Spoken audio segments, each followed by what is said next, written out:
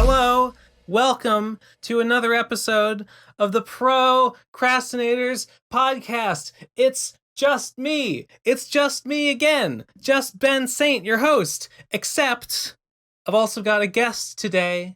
Minerva from Eldena Doubleca5t. Is that right? Eldena. Eldena. Yes, okay, Eldena. It is I, Minerva P. Kelly, and today the P stands for Pro Crastinators. You can find me on both Twitter and Tumblr at Doublecast, spelled with a 5 instead of an S. I have an award-winning YouTube channel where I make bad content that gives you brain damage and only makes sense if you read too much fan fiction. It's true. It's true. I know. I know that it's true. I know you. I know. I'm gonna admit I haven't watched most of your videos, but That's I have. fine. But I have. But I have seen the. I have seen and would highly recommend. It's the 3 videos. The when posting goes wrong, or maybe they're not all when posting goes wrong. The one about the witch with the bones. The one about the Hamilton with HIV. And the one about Miss Scribe. Everyone listening who has not seen this series or doesn't know about these dramas is incredibly confused right now. But yes, those are the videos. Those are all when posting goes wrong. Also, forgot to say this earlier. Pronouns she, her. Right. Get it right. True. Ben was nice enough to invite an early transition trans woman on his podcast. So please, please oblige. we have like 5 of those in our our ranks now. So beautiful. Like whatever. Yeah. This is just par for the course. We used to be a boys club. We used to be a real sausage party here at the PCP. But it's all got turned upside down now. It's all fucked up. That's what it's what Biden getting elected did. It's like Biden gets elected, and then you hear like the FBI knock on your door. They burst in, put on the cat ears, and then they erase the memories. They don't even know. They don't know that's what did it. That's what happened. Never realized it was the coronavirus vaccine. I don't know. It's the 5G. There's like 5 different angles we can take with this joke. I think the unironic, like non-joke answer is that being inside all day and not being able to like not having to be out in society forces you to like do more self-reflection and like turn inward. And that, like, I think that it, like, accelerates the process where it's, like, if... Just, like, more time for reflection. Yeah, it's, like, if coming out as trans for someone who's, like, just starting to question their gender would normally take, like, 3 to 5 years, I feel like you can do it in, like, 6 months if you can't go outside because it's just all you can think about. It's I mean, I've definitely noticed... a sudden, just like the price of Bitcoin, suddenly this year the rate of transitioning just skyrocketed. Oh god, last episode I was talking about my Bitcoin adventures. Oh god. I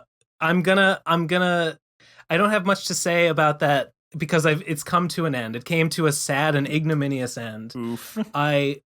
The long and short of it of my Bitcoin speculation was I invested way too much. I invested like way too much of my personal savings in it. And God. then and this is as it was like going up and I'm watching it go up and I'm like, yes, I'm fucking rich. And then it immediately but I'm spending like 24 hours a day just staring at the fucking ticker, just watching the lines go up and down. And I'm ready. If it starts to go down, I'm gonna sell. I'm gonna sell. Of course, that's not what happened. It started to plummet. And I have weak hands. So once it went down far enough, I'm like, it's too scary. I can't do it. I can't do it anymore. I sold it all. I ended up. For a minute there, I had made like $1,000. But when I sold, I had lost like 200. So, that's brutal. It's fine. It's fine. It's all, easy come, easy go. That's, I mean, Bitcoin has always just been a casino. So that's pretty par for the course, I feel like. True. I mean, yeah. I remember back in like 2012 when Bitcoin was first getting started, or maybe it was like a little earlier, but that's when it came to my attention. I tried buying Bitcoin or like setting up like a Bitcoin mine because it seemed Imagine interesting. buying Bitcoin in 2012. Yeah, that's the thing. It's like I couldn't, because here's the thing, despite like making, I wouldn't call it a career because I'm not like, this isn't my job. It's like a hobby that pays well for some reason. But like, despite, you know, doing all this stuff online, I'm not actually tech savvy. Like, I don't really understand how most of this stuff works. So I could not get the Bitcoin mine up and running. So oh god, you were trying to mine it? Or I don't know. Well, I didn't know like how to. It was I couldn't figure out either A, how to buy it, because I was in like high school, so I didn't have like enough disposable income to just go around buying Bitcoin. So I was like, what if but I heard like the way that you get Bitcoins is you like generate them with like the algorithms or whatever. I was like, I wonder if I can like set that up on my, 2010 MacBook. Which I think even if I had figured out how to do it, it probably wouldn't have worked. But man, it's thinking back, like I would be a very, very rich woman right now if I had bought Bitcoin in 2012. I mean, I don't really, I have no idea how one would mine for it. I haven't even looked into it. I know I don't have what it takes to do that shit. In fact, I made a huge fool of myself last episode trying to explain what I thought Bitcoin was. And I said at the time, I'm probably completely wrong. Turns out, yes, I was completely wrong about like what a Bitcoin is. Twitter user actually_Dio helpfully called me an idiot and sent me a DM. Got called with a link idiot by Dio himself. With a link to a video explaining more or less what Bitcoin is. So now I understand it a lot better. The only reason I was able to buy it is just because like 2 months ago, PayPal just rolled out a feature where you can just buy it on PayPal. You can just invest through PayPal. That's the only reason why I got into it in the first place. It's because they made it so convenient. Even a fucking ignoramus like myself could ruin their life watching the fucking ticker going up and down 24 hours a day. It was the worst thing about it is that I'm not even free. I'm not even free just because I sold, because now I watch it and obsess over it and look at like, oh, how much could I have made? Oh, how much would I have lost? I sold it all, but it's still inside me. You need to do like a clean break. You need to just go cold turkey off Bitcoin. You can't let this dominate your life anymore. You're right. I can't let it keep gaslighting me. I gotta say, I'm kind of glad that like I am not more drawn to like Wall Street bets and like crypto investing and shit like that, because like I am like infamously bad at making bets. My audience has been repeatedly mocking me lately because in basically from the period of time after Bernie Sanders lost the primary up until like October, I was making a long series of bets formatted as, if Joe Biden actually wins the election this November, I will blank. And it was always something really like embarrassing and ridiculous. It seemed like a long shot for a while. It seemed incredibly unlikely. So here's what I ended up with after my blind, unflinching confidence in Democratic incompetence. If Biden wins, buy the most expensive dildo on baddragon.com and display it prominently in my home. Subsist entirely off Jack in the Box tacos for a week. Eat a whole lemon like an apple. Live stream myself cooking and then eating a tortilla filled with goldfish and Totino's pizza rolls.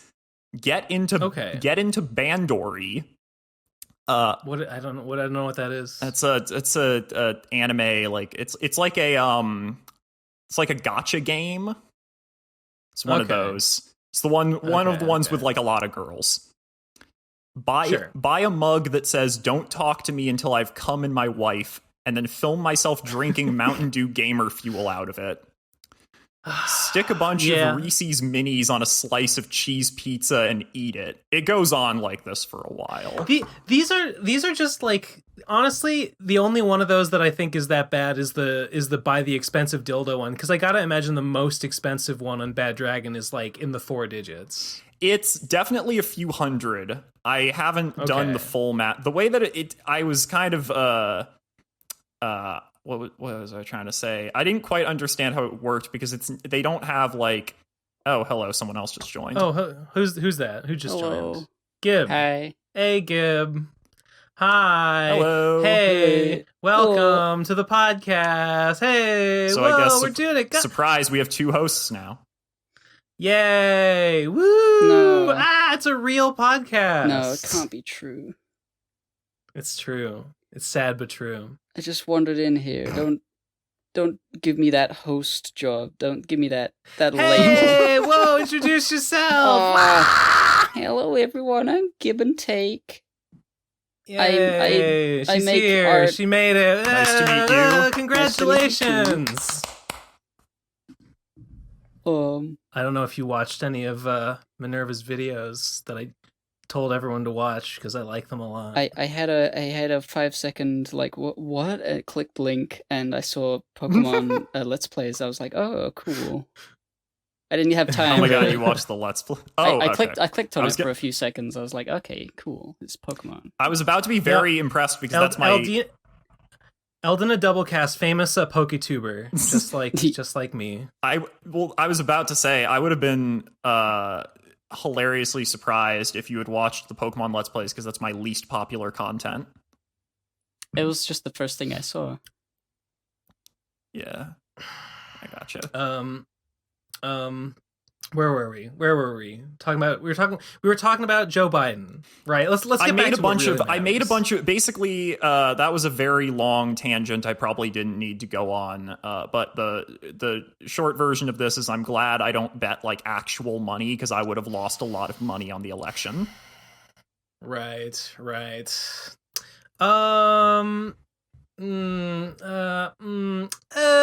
You know what? Why are we talking about politics? The this podcast's gotten too political lately. Well, speaking Keep of politics out of my podcasts. Thank you. outta You here. gotta keep me in line. Speaking of gambling or whatever the fuck, betting on things. Nice. My Bitcoin update. I've lost 6 pennies. Fuck you. 6 pennies have gone down since Good, I invested. excellent. It's gone up and down. I've had like the maximum. Like I invested 1 whole pound, British sterling pound, to the Bitcoin craze. So I'm cashing in when it gets big. I'm just waiting, just waiting it out. It's just kind of been wobbling. Like it peaked and then it dropped and then I got scared and I sold, and since then it's just kind of been wobbling like up and down around where I sold it at. So, who knows what could happen? They say the market's bullish. they say we're nowhere near the market cap. So, just keep holding on to it. It'll go up eventually. Just keep hodling. Yeah, Just keep hodling. Either it goes to absolute zero, like 0 of my investment is remained, and then I will invest again because that means it's gone down. Or I'll become the new Elon Musk, Yeah. Christ. True. Really, True. the greatest accomplishment anyone can have is being the new Elon Musk. Elon Musk. He was on The Simpsons. No, that can't be. That's not possible. No, The way it's true. It's true, and Lisa calls him like the most important living inventor. No. Jesus Christ. That's how you know Simpsons is fucking over. That's how you know it should have ended a long time ago. That's the moment. The nature of The Simpsons is that, okay, The Simpsons is kind of like supernatural for me in that you can tell me literally anything happened on it and I'll be like, sure, all right. Well, sure.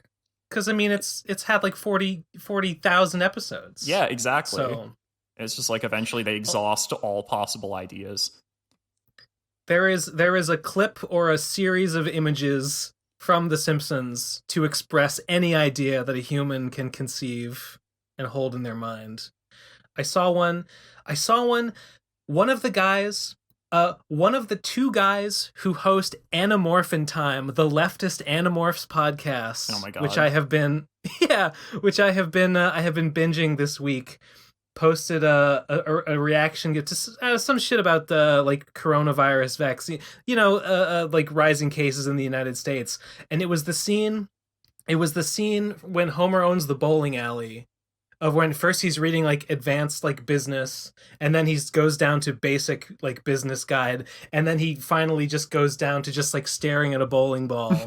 And it was that with epidemiology. Oh my God. And I was like, The Simpsons is truly the greatest cultural monument that humanity has ever erected or ever will erect. It's like there's a Simpsons reference for everything, and there's a SpongeBob reference for everything. Who do you think? Okay, who wins in a fight? Homer Simpson or SpongeBob? They're both yellow, so that doesn't give either of them an advantage.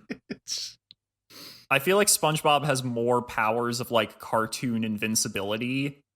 Like you can do basically anything to SpongeBob and he'll be basically okay, where I feel like Homer still obeys like some of the laws of like actual human anatomy, in that if like you do something to him that would kill a normal person, it would actually kill him.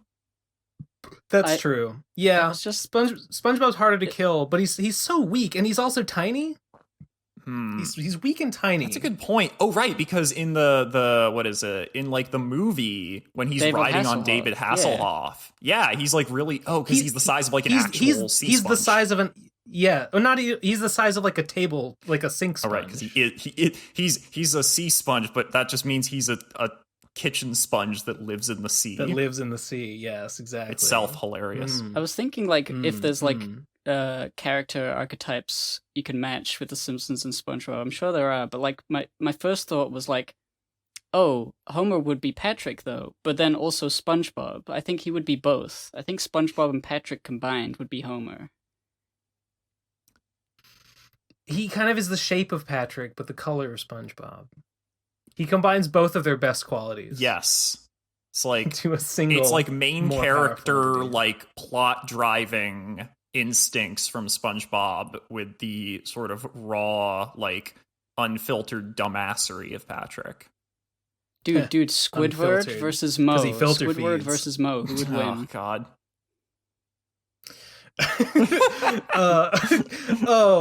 Well, I mean, is it a physical battle or is it a clarinet playing contest? That determines everything. I mean, Mo has a gun. Mo has a fucking gun. He would literally just blow Squidward. No. Squidward could like leap, like splash out of the water and like face crab attack Mo, and he'd be like, I can't see. Most fucked up thing about SpongeBob is that Squidward is an octopus. He's not a squid. That is, but he's only got 6 legs. Does he? Yeah, he's got his four like legs and his 2 arm tentacles. I'm pretty sure every time they do like a thing where they're out of the water and they show them as actual animals, Squidward is an octopus, not a squid. Also, well, the head I believe shape. that. Because they have actual squids in the show, and they have the pointy heads, and his head is round like an octopus. Like, he doesn't have the right number of legs, but I am, like, pretty sure this is a real thing, and it's really fucked up. When he moves to that, like, gated community with only other With all the other Squidwards, yes. Does it say that, like, they're octopi, or does it even, like, specify? I mean, it might not even, like, say what they are. It's just, like, assume that, like, yes, these people are all just like him, whatever that means. Yeah, I don't think they ever... That might be how they do it. I don't think they ever explain that. We're just supposed to, like, infer everything about that location. Oh, hang on. Stephen Hillenberg designed Squidward with 6 arms because of convenience for simpler animation. Squidward was designed to have a large bulbous head like an octopus. The creator liked the way the creator liked the way that the bulbous head on Squidward signified him as a grumpy next door neighbor, blah blah blah.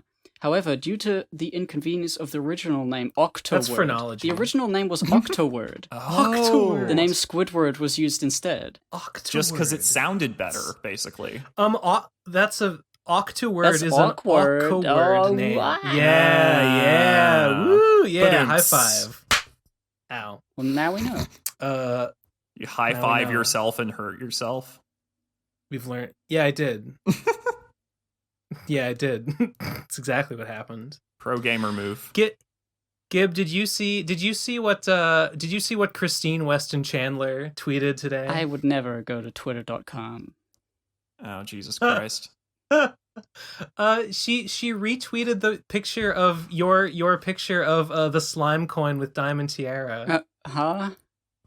And she did. Cool. And then she said some stuff about coins, and then she literally plugged my comic. Oh yeah, you guys have like talked to her before, right? Yes. Yeah, a bunch of times. She messaged me on Twitter. Did I say this last episode? I hope I'm not repeating myself. I don't think so. I always get confused. Okay, well, she messaged me like earlier this week or last week with just a picture of like a cool crystal that she bought on some crystal website, and said like, "Hey, look, it's just like in Arizona."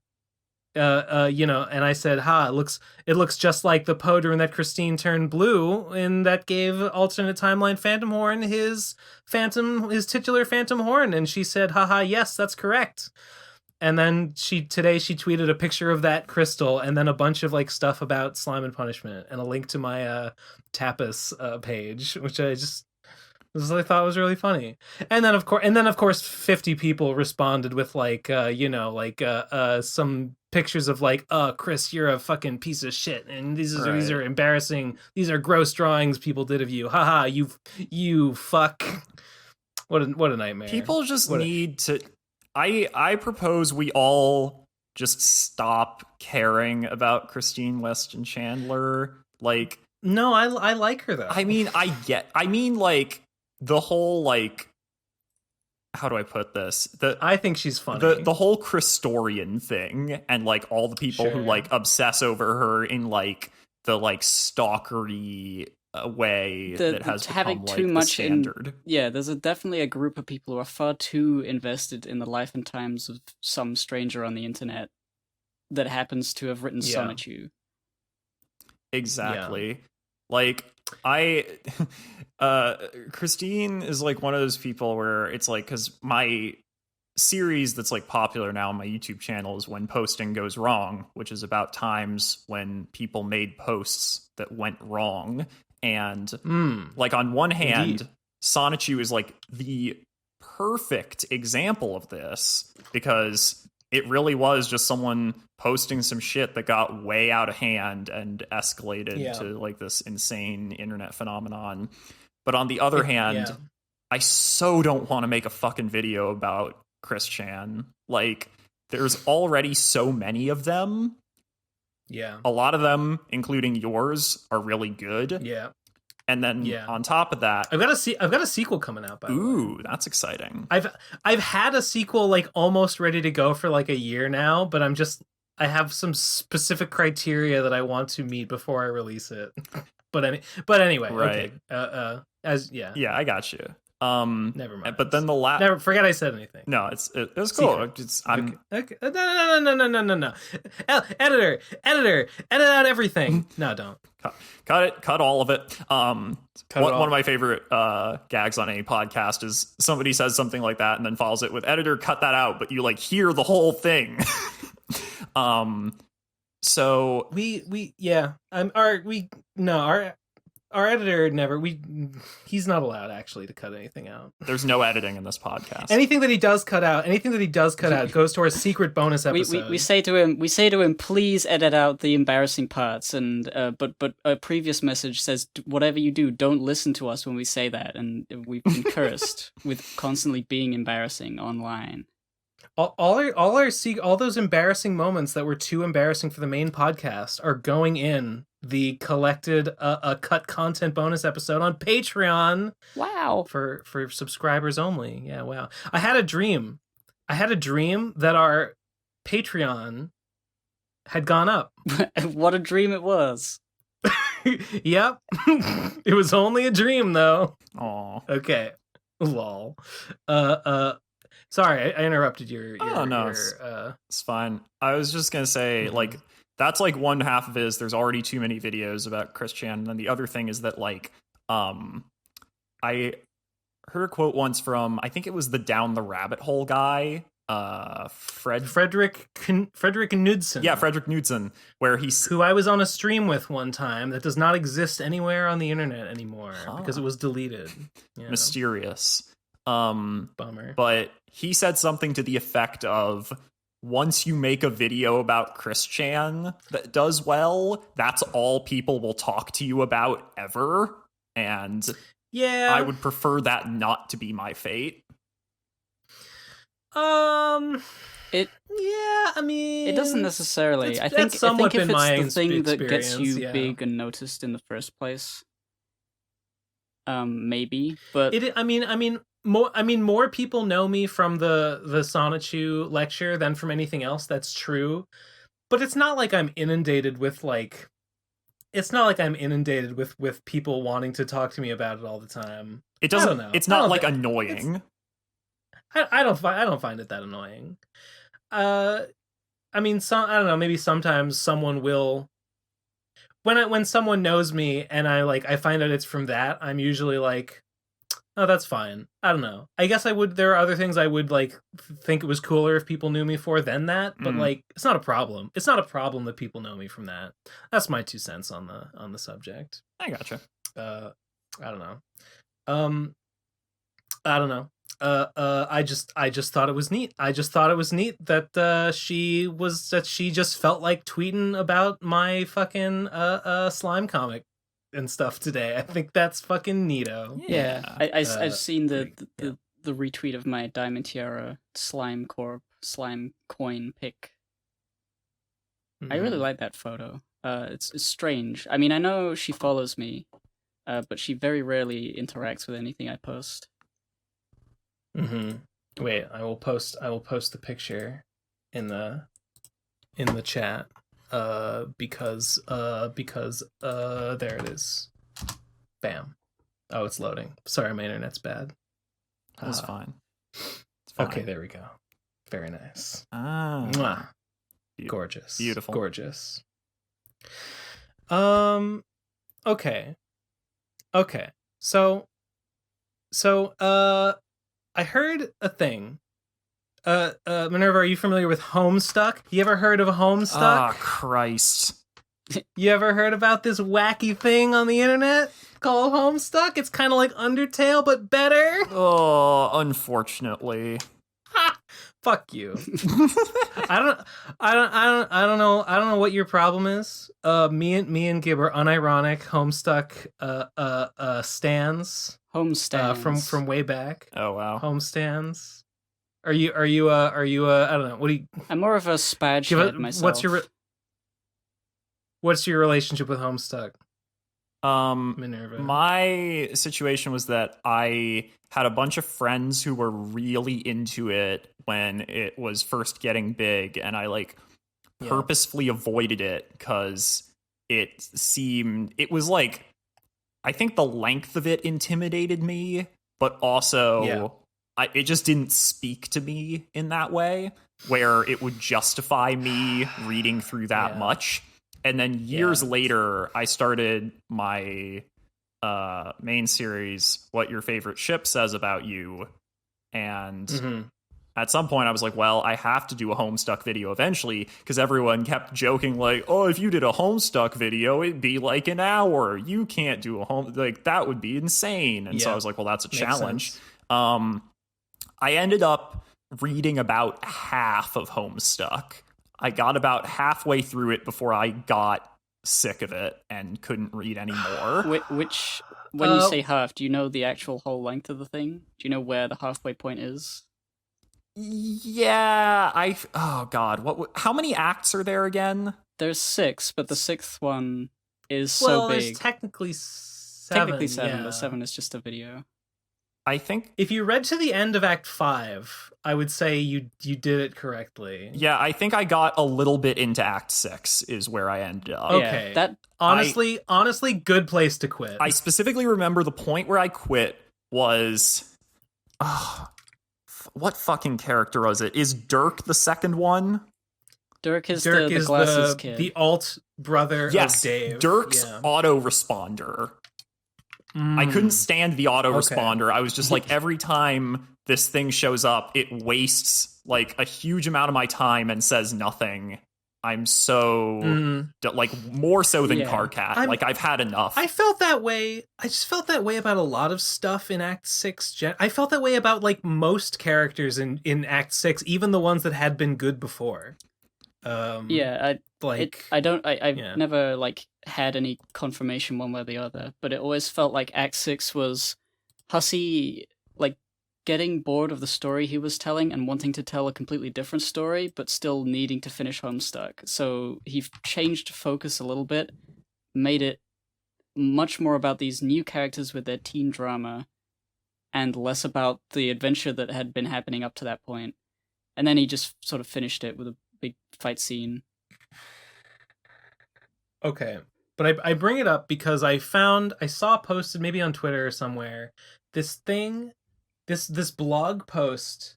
You remember the whole thing about how they crowdfunded Hiveswap and then they gave it to that development studio, and the development studio basically like took the money and ran and made some other thing? I remember hearing about this. I think that was only ever a rumor. I don't think it was ever like completely confirmed, but I feel like it's pretty true. Like it seems like it would be the case. But well, that seemed to be the narrative, and that's what I had thought happened this whole time. I don't know. I came upon this blog post saying that like, no, actually it was Hussie. Actually, it was Hussie that like fucked them over in various ways. And I admit I didn't actually read through this whole thing because it's really long. But I don't know. It made me. I hope it's not true. I hope that Hussie is a good boy.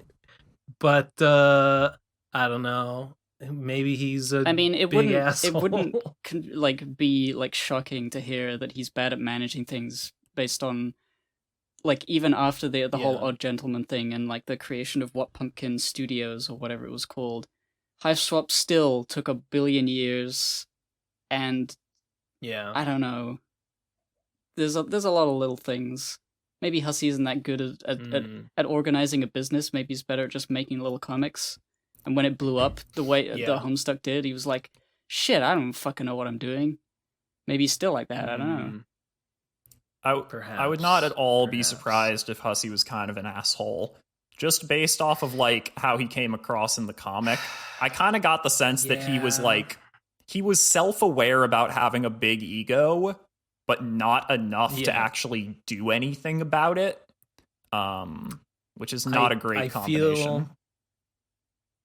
I can kind of see that.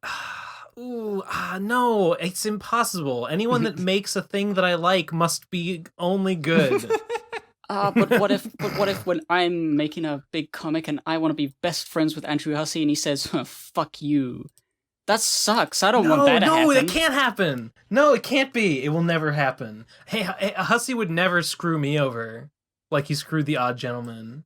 Allegedly. He's good. Still don't know. Surely you're right. Maybe. I'll have to read this. It seems like the major allegation here is that like Hussie like paid them the money and then like and instead of having them make the game they were supposed to make, he told them like do stuff for the Act 7 finale instead, and then basically tried to tell them like, okay, now that you've done that, like do the game as well. Seemed like he was maybe trying to like double dip with his money on them or something. Sounds like what they're saying was wrong and why like the project fell through and they didn't complete it for him. That's how it seems. I don't know. It's really long, and I'm sure there's more here. I don't know. I thought that was interesting and a little troubling. Cause I don't know. I haven't even played Hiveswap.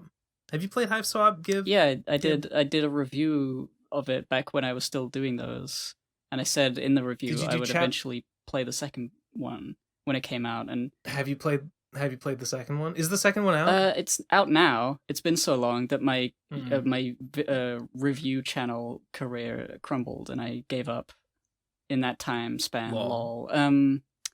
Owned indeed. I don't know. Owned by the time. The first one was like, it had a few nice references and it was decent looking and playing.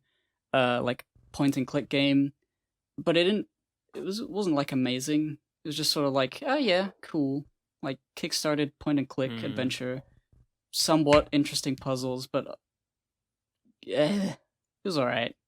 Yeah. The best thing I could say about it was that it could get more people interested in Homestuck, which is a better thing, which is what I ended up saying. Which similarly, the best thing about Homestuck is that it can get people to read Problem Sleuth, which is a better thing. What? Valid. No? No, I would say say that- it's very, very good. Like more consistently good, and easier to get through. I joke a little bit. I think it's in some ways it's better.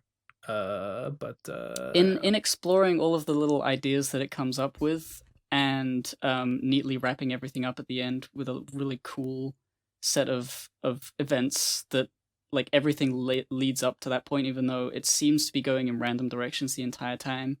Like, it's really clever. I really like the structure of Problem Sleuth, how it manages to, and he did it in just 1 year, which is like incredible. For sure. Did either of you see the drama that happened this week on Twitter with Lindsay Ellis and Sarah Zed? Who's Sarah Zed? I have Lindsay Ellis blocked. I'm mutuals with Sarah Zed, so I'm surprised I didn't see at least some of this. Lindsay Ellis has me blocked, even though we've never interacted. We've never interacted. I don't know why. That's super funny. But I'm blocked by Lindsay Ellis for some reason. You're on the list, Ben. I guess I'm on the list. But okay, all right. So the drama with those two and a third party who I won't mention them. Anyway, I don't know. They were just Sarah Zed, I think, tweeted that, like, don't do this. Like, don't interact with creators in this way. Like, I'm getting, like, weird messages from someone. And then Lindsay Ellis replied to that saying, like, I think she showed screenshots of them, and Lindsay Ellis replied saying, I think we both are, like, having the same problem with the same person. I'm getting inappropriate messages from someone that da-da-da-da. And then she posted screenshots, and it had the icon and the name blurred out. Almost blurred out. There was a little bit of the icon showing, and people like looked at the icon and looked at what it was saying, and it seems like the person in question might have been Quentin Reviews. Oh my god. Yeah. and like the basic gist of it, I'm not going to go and find them, but maybe I'll post, like, screenshots. Wait, so these particular these two screenshots people, in the chat. Are you saying I kind of Quentin potentially Quentin Reviews was messaging Lindsay Ellis and this other person in a creepy way? Yes. Well, the thing is, the way they were talking about it, it sounded like, oh, it's creepy, it's inappropriate. But, like, the content of the messages, it's inappropriate in the sense that, like, it's a little too familiar and sort of comes off as a little, like, desperate. But it's not okay. it's not like creep shit, like sexual shit. It's just like, hey, how you doing? I really like you and I like your work and stuff. And then, like, months later, like, hey, you never replied to my message. Haha, like, what's going on? I'd really love to connect sometime. Haha. Months later, hey, I don't know if I ever burn this bridge at some point, and that's why you're not responding to me. Haha, okay, but if you ever want to, like, okay. And then months later, okay, well, I guess sorry for this. I apologize. Just like lame. See, that's not even just creepy. Lame. It's just sad. It's not. They didn't call it creepy. Yeah, it's just a bad look. Like, it's just like a sad look. Just I because almost you feel got bad. In fact, it is 100,000 him. Almost. subscribers doesn't mean you're actually hot shit. No. I don't know. I just the way they were talking about it made it sound like this person was, like, being really. I don't know. When I actually saw the messages, it didn't seem. I didn't think it was as bad as they kind of made it out to be. And I kind of thought that in the whole thing, like, Quentin looks like a loser, but both of them just kind of look like they're catty and, like, they're just, like, gossiping about someone. And I don't think it's a good look for anyone involved. I thought it was. I thought the whole thing was gross. Well, I haven't seen any of this stuff. I'm trying to find it, but the idea of like prepared highlighting an anonymous message saying, "Hey guys, don't do this. In is their fine. defense, to their credit, they didn't like deliberately try and out this person. Yeah. But yeah, so that's good. I'm glad that they didn't. But I don't know if they wanted to talk about this person who like they both don't like in their DMs, like I don't know, they could have done it in private if they wanted to.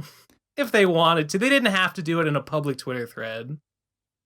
Yeah, I don't know. Yeah, I think that's valid. I mean, I get it. I get why she'd tweet that because, like, yeah, like, people on the internet do not understand boundaries. And sometimes you just want to let people know, like, hey, don't interact with your faves this way. It's really weird and uncomfortable. Because it's like, some of these people, like, maybe you actually, like, could talk to them in like a reasonable way, but just because of the way they approach you, it makes it really weird and awkward. And like, okay, this is someone who clearly like is gonna be like they're like, if not a stan, just someone who like has me on a pedestal, and I don't want to like deal with that.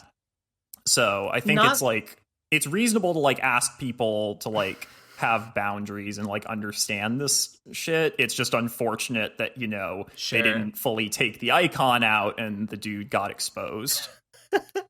Yeah, and like it's funny. It's funny that it was between, I don't know, it's funny that it was Sarah and Quentin, because Quentin's bigger than Sarah. Quentin has more subscribers, and yet apparently he was the one doing the messaging, and she was like, hey, you know, lay off. Just because you're a fan, that doesn't mean I'm your friend or whatever.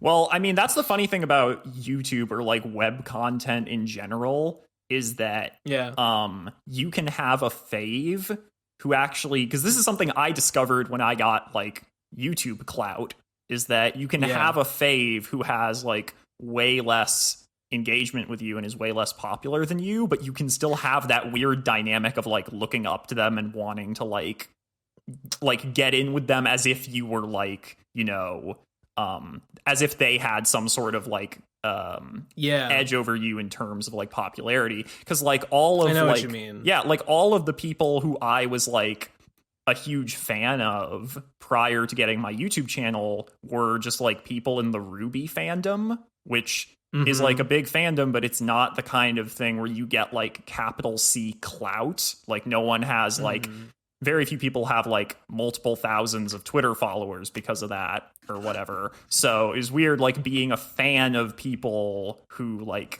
technically have like fewer followers than me, but it's just like the dynamic still feels like it's there. I gotta say, this whole thing, I don't know even if I would class it as drama. It's so, I don't know, mild. Is this what passes for like news on Twitter these days? Just like a little bit of a social faux pas or like some people looking not so great. I don't know, when two big like YouTube people are like talking shit about someone and it turns out to be a third like big person, and that, I don't know, that seems like that, I think that's gossip worthy. It does appeal to like the fuck you. It does appeal to like the tabloid sensibility of like, ooh, look at what your favorite like YouTubers are saying about each other behind their back. Like, exactly. I get it. Exactly. Just burn them all the YouTubers. Get them in a room. Get them in a tuber room. Yeah, kill them. Just anyone over 100K subs, hang them from the gallows. And then live I stream would say, in my on opinion. Twitch. And yes, in a video game. In Minecraft, I guess. Oh, if I have sorry, to. Sorry, Minecraft. Drama's just so boring. It sucks. It's the lamest thing you could ever even think about. I can't think of a lamer thing. Though? You know what's good? You know what's better? Content. Oh no, that's even worse. I love content. I love filling my face with content. I'm seeing that my fave Krug Smash, I didn't realize he had passed 100K subs. He's up to 119 subs. Have I talked about Krug Smash? You know Krug Smash? Anyone know Krug Smash? I have never heard of Krug Smash. What's he do? I think you may have. Do you know Dwarf Fortress?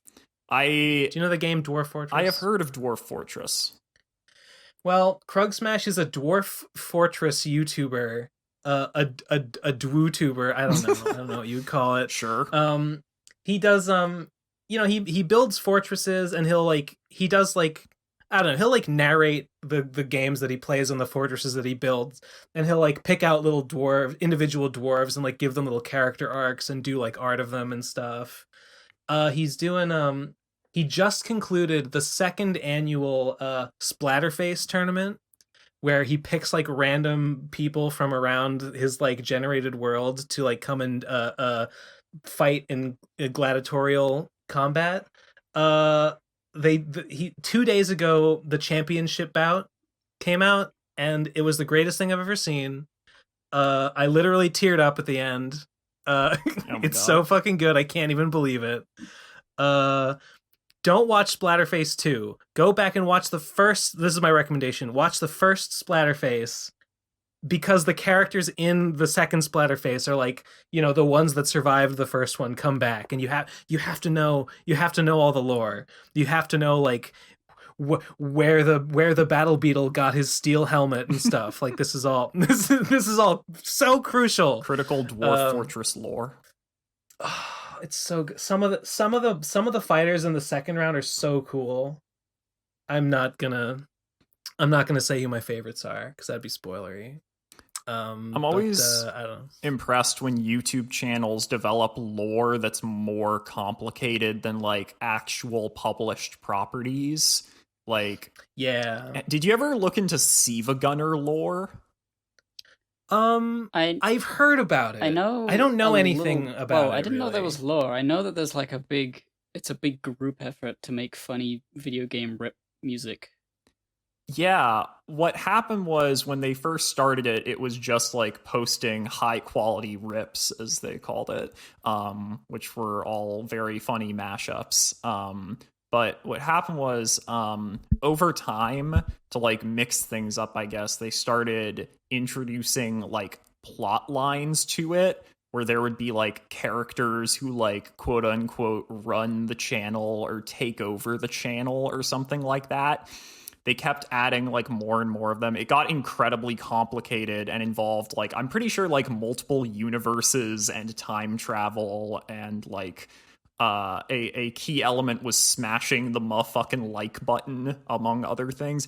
It got complicated to the point where I could not even try to keep track of it. And it's on the one hand, is that the best storytelling? Maybe not. Is it impressive as hell? Yes.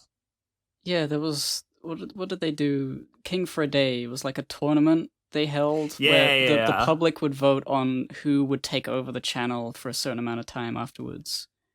That was one of the less complicated things they did. That one was pretty straightforward. I've heard of that. People I know were involved with that.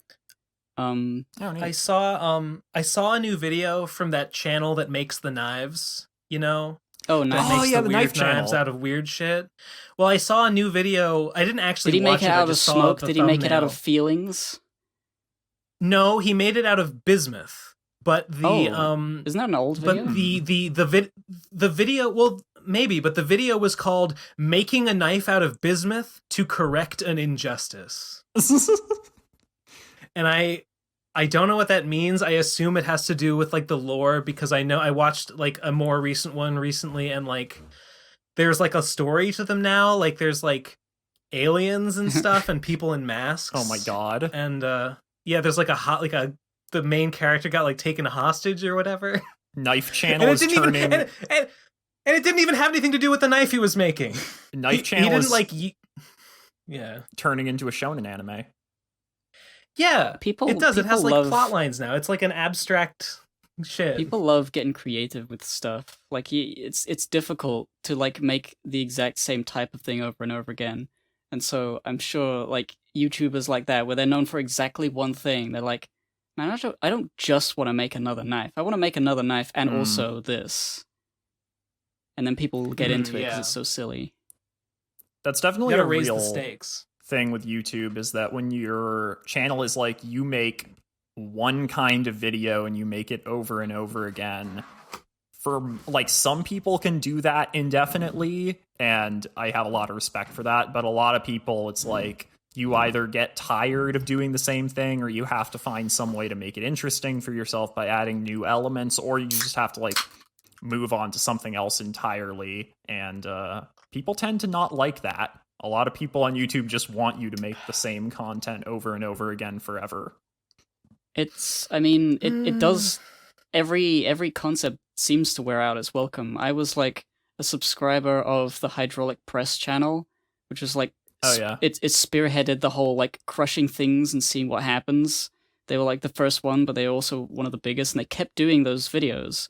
And they like iterate a little bit with like the types of things they try to do, but at the end of the day, you turn on the video like, oh, what is it this time? Okay, let's skip to the part where it explodes. Watch that 5-second clip and be like, well, that was satisfying, I guess. And then I don't know, it's just like I keep seeing them in my subscription feed, and I'm like, it's the same thing. I know it's just gonna be another one of these explosion things under pressure. I don't care anymore. Unsub. Like, they didn't do anything wrong. I just got tired of the concept, and I know that they're not like changing it up enough. You know, it's different from like an educational channel. But would you want to watch it if it had like weird storylines about like, I don't know, like a villain shows up with like a different press, and like it becomes like a contest about which one can crush things better. It's not about, and then one like, of them steals the press, and they have to go on a trip to Europe to retrieve it. Hey, I think it's not really like my job to figure out how to continually make that one concept interesting. It's just that I'm tired of that concept, and because there's nothing else to it, I'm done. I don't know how long those sorts of things can last. Like, either the creator burns out or the audience loses interest, and you need something more timeless, more like rewatchable. Once you've seen something explode, you don't really need to see it again unless it was incredible. Yeah, I think that's true. Like, some concepts just have a longer shelf life than others. Like, you know, if you're just crushing things with a hydraulic press over and over again, like you said, eventually it's like, okay, I've seen enough things get crushed by a hydraulic press to know what all of the other things will look like getting crushed by a hydraulic press. Just the nature of these concepts. Krug Smash has said that he has no plans to ever make any non-Dwarf Fortress related content because like Dwarf Fortress has like such a massive possibility space within it. That being said, he does like, I mean, the whole Splatterface like tournament thing was him like experimenting with like, what else can I do with Dwarf Fortress aside from just like building and running a fort. And then like the new fort that he took a break from to do Splatterface, it's called the Watchful Eyes, I think, and it's like, it's totally different from his other forts because it's not like a big industrial complex. It's just like a group of like 6 dudes like trying to like be a little like a band of rogues out in the woods in a shack somewhere. So you know, there's you can mix it up. You can mix it up in many different ways. There's many different strategies one can employ, I suppose. Yes, very wise. I find it to be like especially punk to have like a list of concepts that you want to make videos about, making all of the videos and then stopping. Like what was it? Every Frame a Painting. They stopped once they had enough of their ideas out there in video form, and because of that, they are like a complete package. And I occasionally go back and rewatch all of their videos because it's like, it's just like a series. It's a box set. Those were very good videos. They were very good videos, but how can it be that person doesn't have any more like ideas of like, here's a concept from film that I could, you know, explain or dive into and discuss? I ain't no film, so I don't know. But I mean, I know what you mean about it's cool to just like have a start and a stop. You know, it's like in Bakuman. You know, they start making the fucking Othello or the black versus white the angel thing. Manga. like Yeah, whatever it is. it's yeah. And then they're like, and they try to keep going. They're like, no, we had a story we want to tell. We just got to fucking get in, tell it, and get out. And when it's done, it's done. And that's how you make a fucking masterpiece. And everyone was like, "Oh, that's true." Yeah. That's true, but it's weird to do that about every frame of painting just because that doesn't seem like the kind of thing that is like, oh, yep, I've said all I have to say about film. I have run out of opinions on film. It's Yep, it's not film like has been opinions. solved. It's like the different methods of. I think it's sort of the purpose that they had was to like give people like an easy to digest snapshot of like as many different film techniques and ways to think about film as possible in easy to digest like videos. And in that sense, like they could come back and like technically talk way more in more depth for hours about other things. I don't know. That was their mission statement as far as I understand. I just like that it was a mission statement and they finished it. I will say, I think a factor we're thinking about there is that like the guy who made those videos was like a professional film editor, and as a YouTuber who has a day job and likes my day job and doesn't want to quit it, when you're in that situation, the motivation to make more videos is dramatically lower. It's like I can just quit this whenever I don't need this. It's nice, it's fun, but like I'm under no pressure, which is like a good position to be in because like YouTubers complain about burnout constantly. But the flip side of that is that you can be comfortable to the point where it's like I lose nothing by quitting this. I can just stop whenever I want. I want YouTubers to be so economically, distressed that they are just forced to churn out content, the same content that I know and love with as little variation as possible. Please, the safest path to financial stability should be their only path to survival. That's the optimal ecosystem for me, a consumer of content. Just keep making the same content until you die. They are not allowed to have other jobs. All the good videos already exist. There's no point. There's no reason. That's true. That's true. Nothing will ever top. True. Oh wait, I just had a great idea. Actually, forget it. Then I'm gonna come back to making videos. Nothing will ever top Splatterface 2 championship bout. I'm sorry, but we peaked exactly 2 days ago as a society. What was that? What? Splatterhouse thing. The thing he was just talking about the entire... Yeah, the Crud Smash tournament. Yeah, you nerd. Sorry, I wasn't listening. And I will never listen to you ever. Yeah, I know. Yeah. Oh, very nice. Oh, cool. Giv just heard Dwarf Fortress and immediately zoned out. Look, I know what they're small people and they're in a fortress and it sucks to be them because they die constantly. Shut up.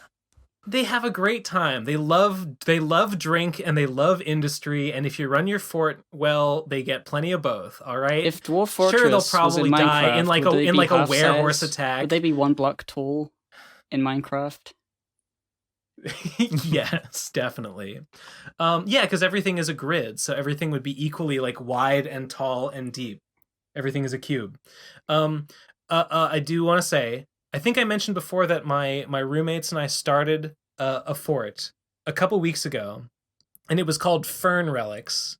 And Fern Relics had a terribly... Just this week, actually, Fern Relics officially died. Several weeks ago...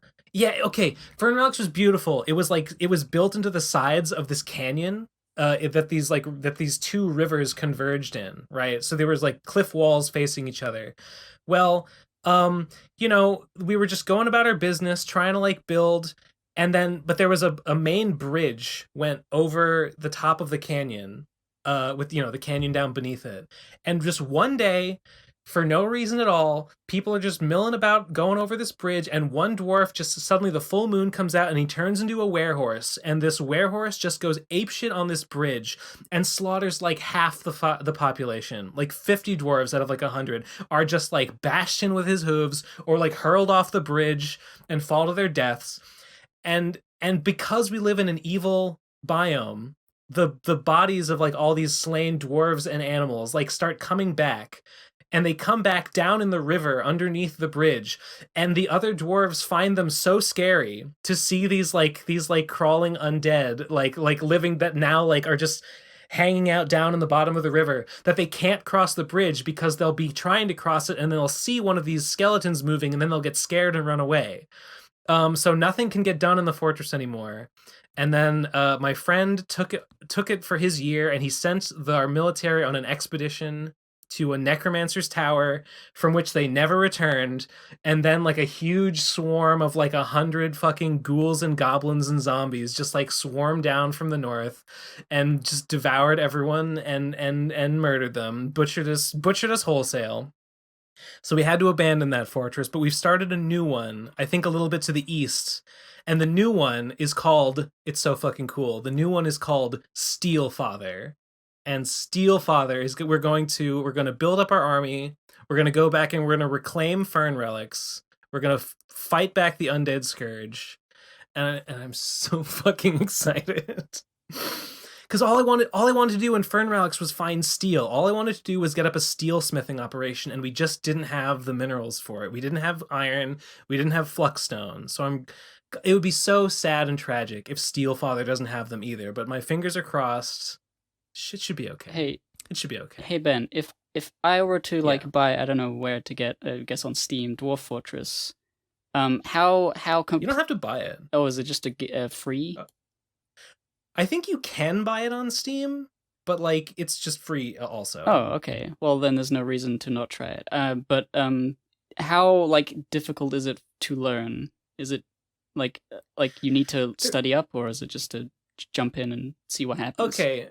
There's a lot to learn, but like basically you just basically have to get familiar with it, and like there are guides. Like the wiki just has a guide that will like walk you through like the first actually Krug Smash has a video called Your First Fortress, which just walks you through building a basic fortress and introduces you to like the basic mechanics.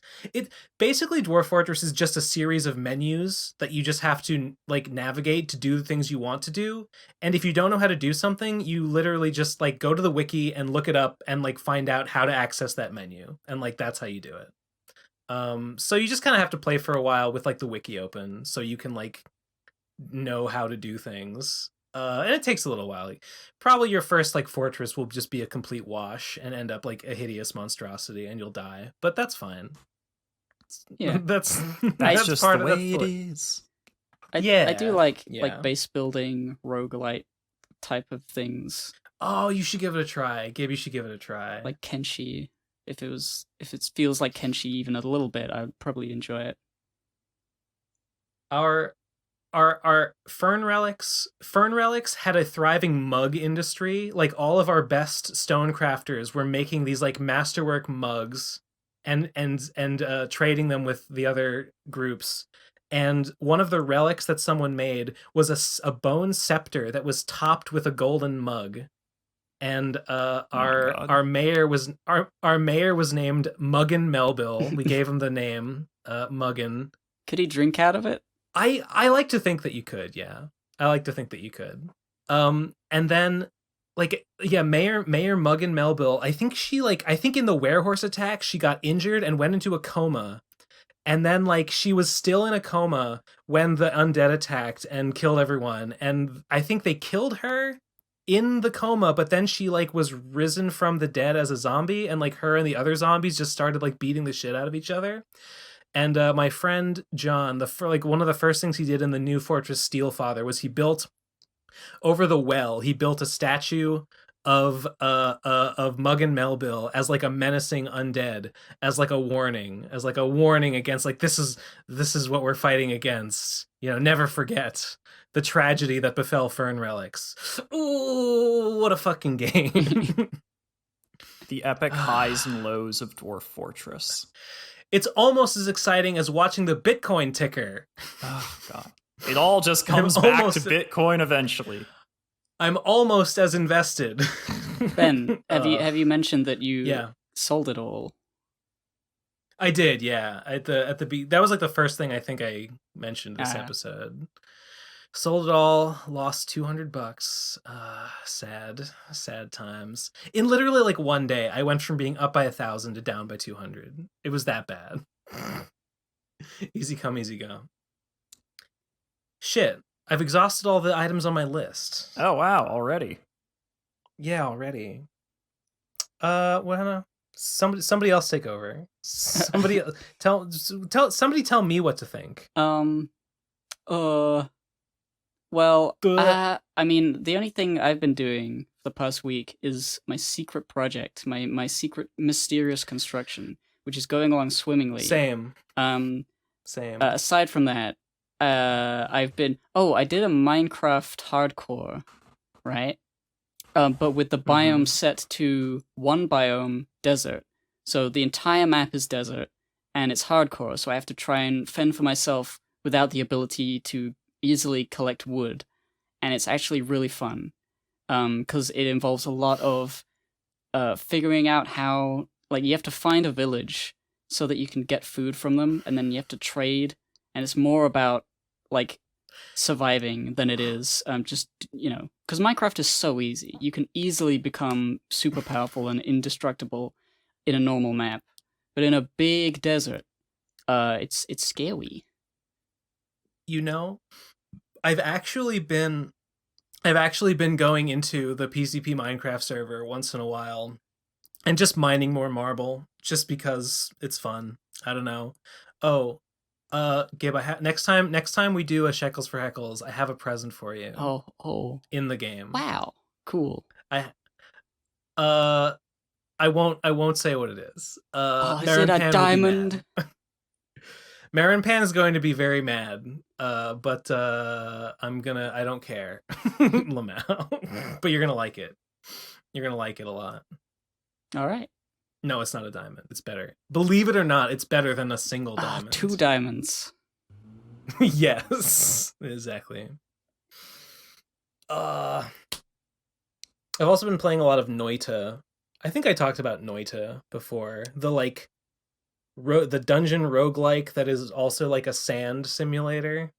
Yeah, I've never heard that of one's this. weird. Yeah, I think we talked about it last time because you, or was it on the stream that you said that that was the game Jerma was playing when that thing happened? When the debt was accrued, yeah. Yeah, you ever play one of those like sand simulators, like the falling sand games? No. Oh, well, it'll be like it'll be just like a black Lemmings? screen, and you can. Is Lemmings one of those? No. What am I thinking of? No, it's like you can like build sort up of piles of sand and then lemmings walk around.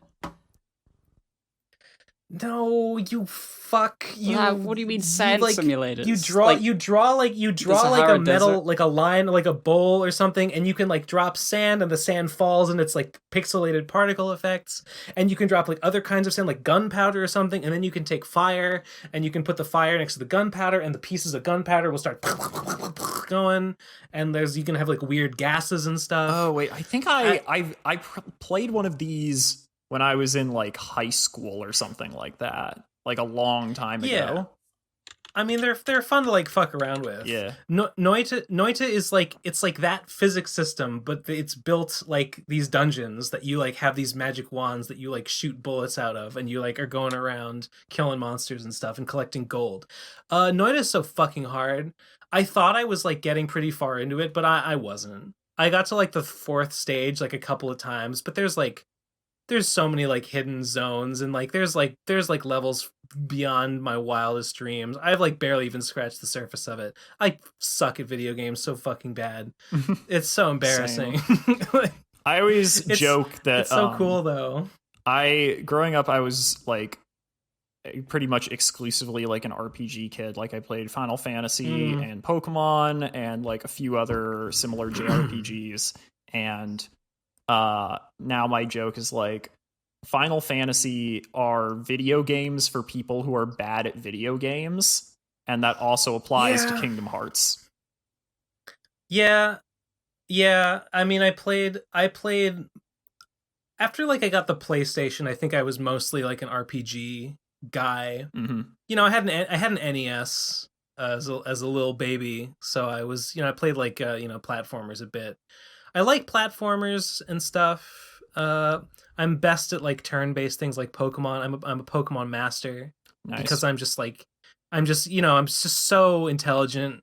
Just so I think so many steps ahead of the average person. It's just like, invincible. Huge brain individual. Yeah, I mean, I was I've always been like a proponent of like it's okay to be shit at video games. It's okay to enjoy games in a casual way and be an actual casual, like straight up. Because that's me. I don't like games that Yeah. are difficult.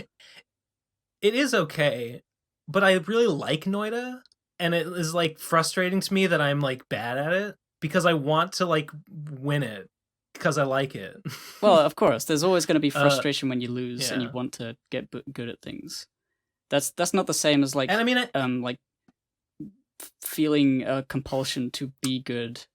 Otherwise, well, I feel like I should be able to do it because I've beaten hard games before. Like I've beaten Downwell, and I've like I beat the old like Hell Binding of Isaac and stuff, and I've gotten pretty far in like I think I've looped a few times in what's that one Nuclear Throne. Is it safe? I'm not like a complete shit game. I'm not a complete shit gamer well, hang like on. you. Those So all three of I those, expect better of all myself. three of those games rely heavily on good drops for like upgrades or whatever in between rounds and stuff. Like that's heavily luck based. All three of those. Noida kind of is too.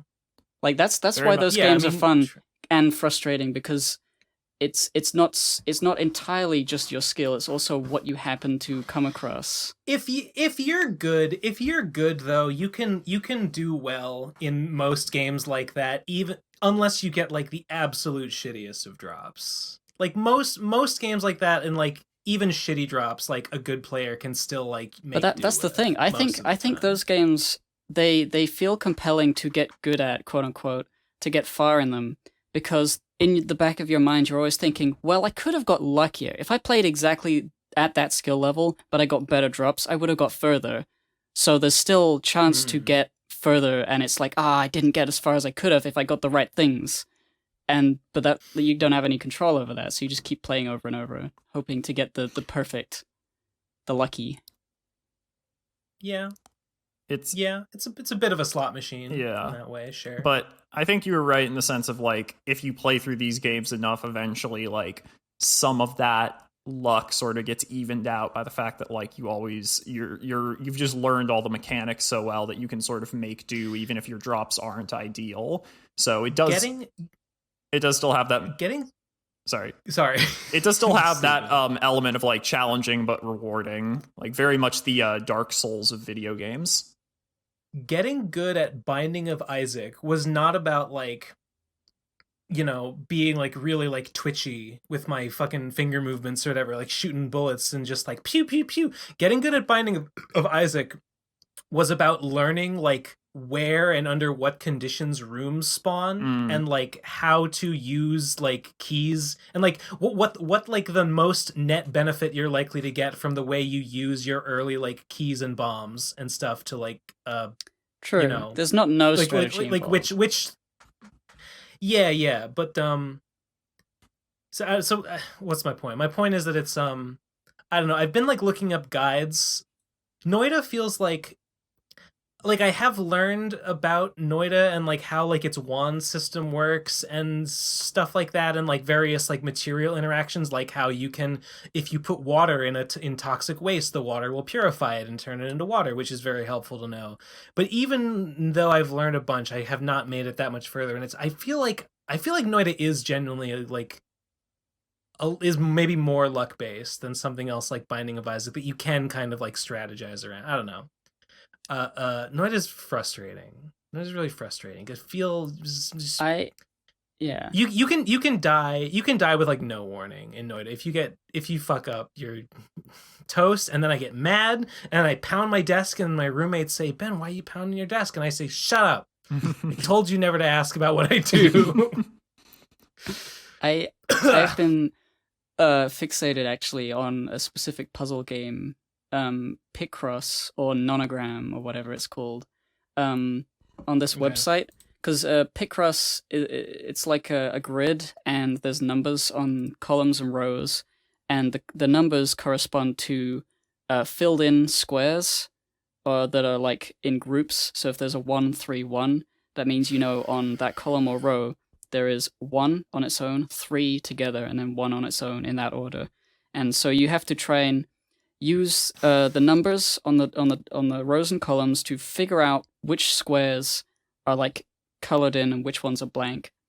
And it's so like, this is my favorite kind of like puzzle game, where it's like a lot of deduction. It's like a Sherlock Holmes, which parts are like guarantee that this block is colored in, and then once I know that information, what does that tell me about the rest of the board? And you can slowly get all of it. But this particular site, it randomizes the board, like random number generation, just like comes up with things like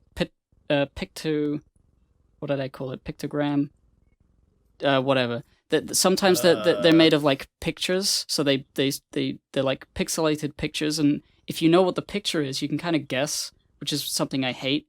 I don't like being able to guess. I like to be able to deduce everything.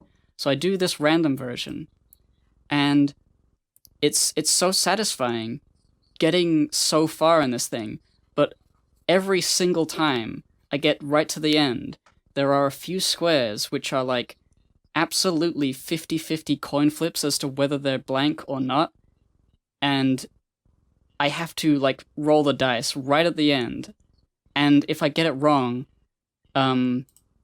it says mistake 1, like 1 mistake, you fucked up, you chose the wrong. Devastating. It's like, and if you complete the game without getting any mistakes, you get a big like, oh wow, amazing, perfect, and I want that perfect so bad. But the fact is, it's like, I hate luck-based games. I hate any game that has a luck aspect to it, and this game is so good, except for the final little bit. There's always a fucking coin flip. Sucks. I used to be super into Hearthstone, which is obviously a very different kind of game, but it's another one of those things where it's like, because it's a card game, there's a lot of skill involved, but there is also a tremendous amount of luck. And people bitched constantly about the luck element because everyone is a salty bitch about losing, and it's always the developer's fault. I kind of feel Hearthstone was alright. It like, when you lose in Hearthstone, it feels a little different from other games, because it's like you build your own deck most of the time, at least. Yeah. And you can stack your deck to be filled with things that would make it more easy for you to win if you get the right cards, or like you can have a safer deck that has less cool things. Well, I'm saying there's an element of skill that goes into the luck of the draw, which makes it less annoying than like some like card games that use packs of cards, where it's just like, oh, I have nothing, fold, can't fucking do it. Yeah, I mean, it like is and it isn't, in the sense that like that's true, but what usually happened was, from my memory, it was basically you'd get a like list of decks that basically everyone was playing, and the meta was terrible. Yeah, and so you'd always encounter like the same shit over and over again, and like eventually people got to the point where they're like, if we're all playing the same fucking decks, like at what point is this just like luck of the draw? The actual answer there is like, none of you are actually that good, so yeah, a lot of it does come down to that. But like, everyone thinks they're a 140 IQ genius, so when you're really good at a game like that, you're not even just like, it's not even about the cards entirely, it's about building your deck in response to like what decks everyone else is using. Yeah, and like knowing what options they have based off of what they've played already, basically. Like being able to calculate, okay, if I put this out, what are the odds he has a counter to me? Exactly. I remember certain points where I would be watching like Kriparian videos about stuff just because it was fun, and he would play so many matches and I would see so many strategies that when I played it, I was like, okay, the meta for Hunter right now is this, and I'm fighting a Hunter. What is the likelihood he's going to do these things? How should I play this? Sometimes it works. Sometimes I can actually outsmart them because I know that they're trying to do a certain thing, and I'm just not going to let them do that one thing, even if it means I'm not doing as much damage as I could otherwise. So it's a bit of strategy with that, but yeah, I don't know. When I lost control of what the meta was, and I started losing everything, I was just like, whatever, fuck it, never again. I don't want to buy hundreds of thousands of packs to get all these new cards. Fuck it. I have avoided my friends play Magic, and I have since like last year or so. I think I made up my mind, like, I'm never playing another card game ever again. I don't have the fucking mental energy to devote to like a whole new side hobby like that. I don't want it. I don't want it in my life. I love card games, but extremely valid. Like, they do consume a lot of mental, like, brain space, and that's not something that you necessarily want to commit to, especially because you also end up like dumping a lot of money into it. It's like, yeah, I mean, there's that too. It's the mental energy though that's the real killer. Because I know you can build like a pretty decent Magic deck for like not too much money. Yeah, they have like, and if you want it to be like good, then it like takes exponentially more and more money. There's like a whole format to get it past being pretty good in MTG that's just based around using cheap cards, I'm pretty sure. Yeah. There are. I mean, most of my friends play what is it, the Highlander or the Elder Dragon? Yeah. That's the one. EDM? EDH. No. Yeah, that's it. EDH, yeah. Right. They probably listen Elder to EDM Dragon while Highlander. they're playing. Right. No, they listen to some, I don't know. They've been the soundtrack in my living room has been a lot of like old like SNES RPG soundtracks, which is good, and I like. Oh yeah, that's the other kind. I always think of like when like music that like nerds listen to, it's like a specific kind of EDM. I'm not sure like what the technical name is for it, but it's Discord. I'm howling at the yeah. I always think of it as I always think of it as the EDM that furries listen to. Fuck yeah. I don't know if there's a specific name for that genre. It's that and like electro swing. Which swing music that's been put a funny beat on it. You know, like Caravan Palaces. Know what that sounds like. No. They're the people who did that music video with the furries getting into a bar fight. Oh. I've seen that. That there's a lot of blood and a gazelle with tits. Yes. That's the one. Yeah, Caravan Palaces is like that. Their genre electro swing, which is like EDM with swing influence. Yeah, but so like the double bass but sped up or something. Yeah. I think I remember. Okay, I might be off base here, but I think like last week, Vosh tweeted that like he likes electro swing. Like that's all he just said. Hey guys, I kind of like electro swing, and I guess there was a big backlash. Like, well, people got upset that he said that. No, that makes sense. I mean, just like I watch a lot of Anthony Fantano, and he has said on numerous occasions that electro swing is like the only genre of music that is just bad.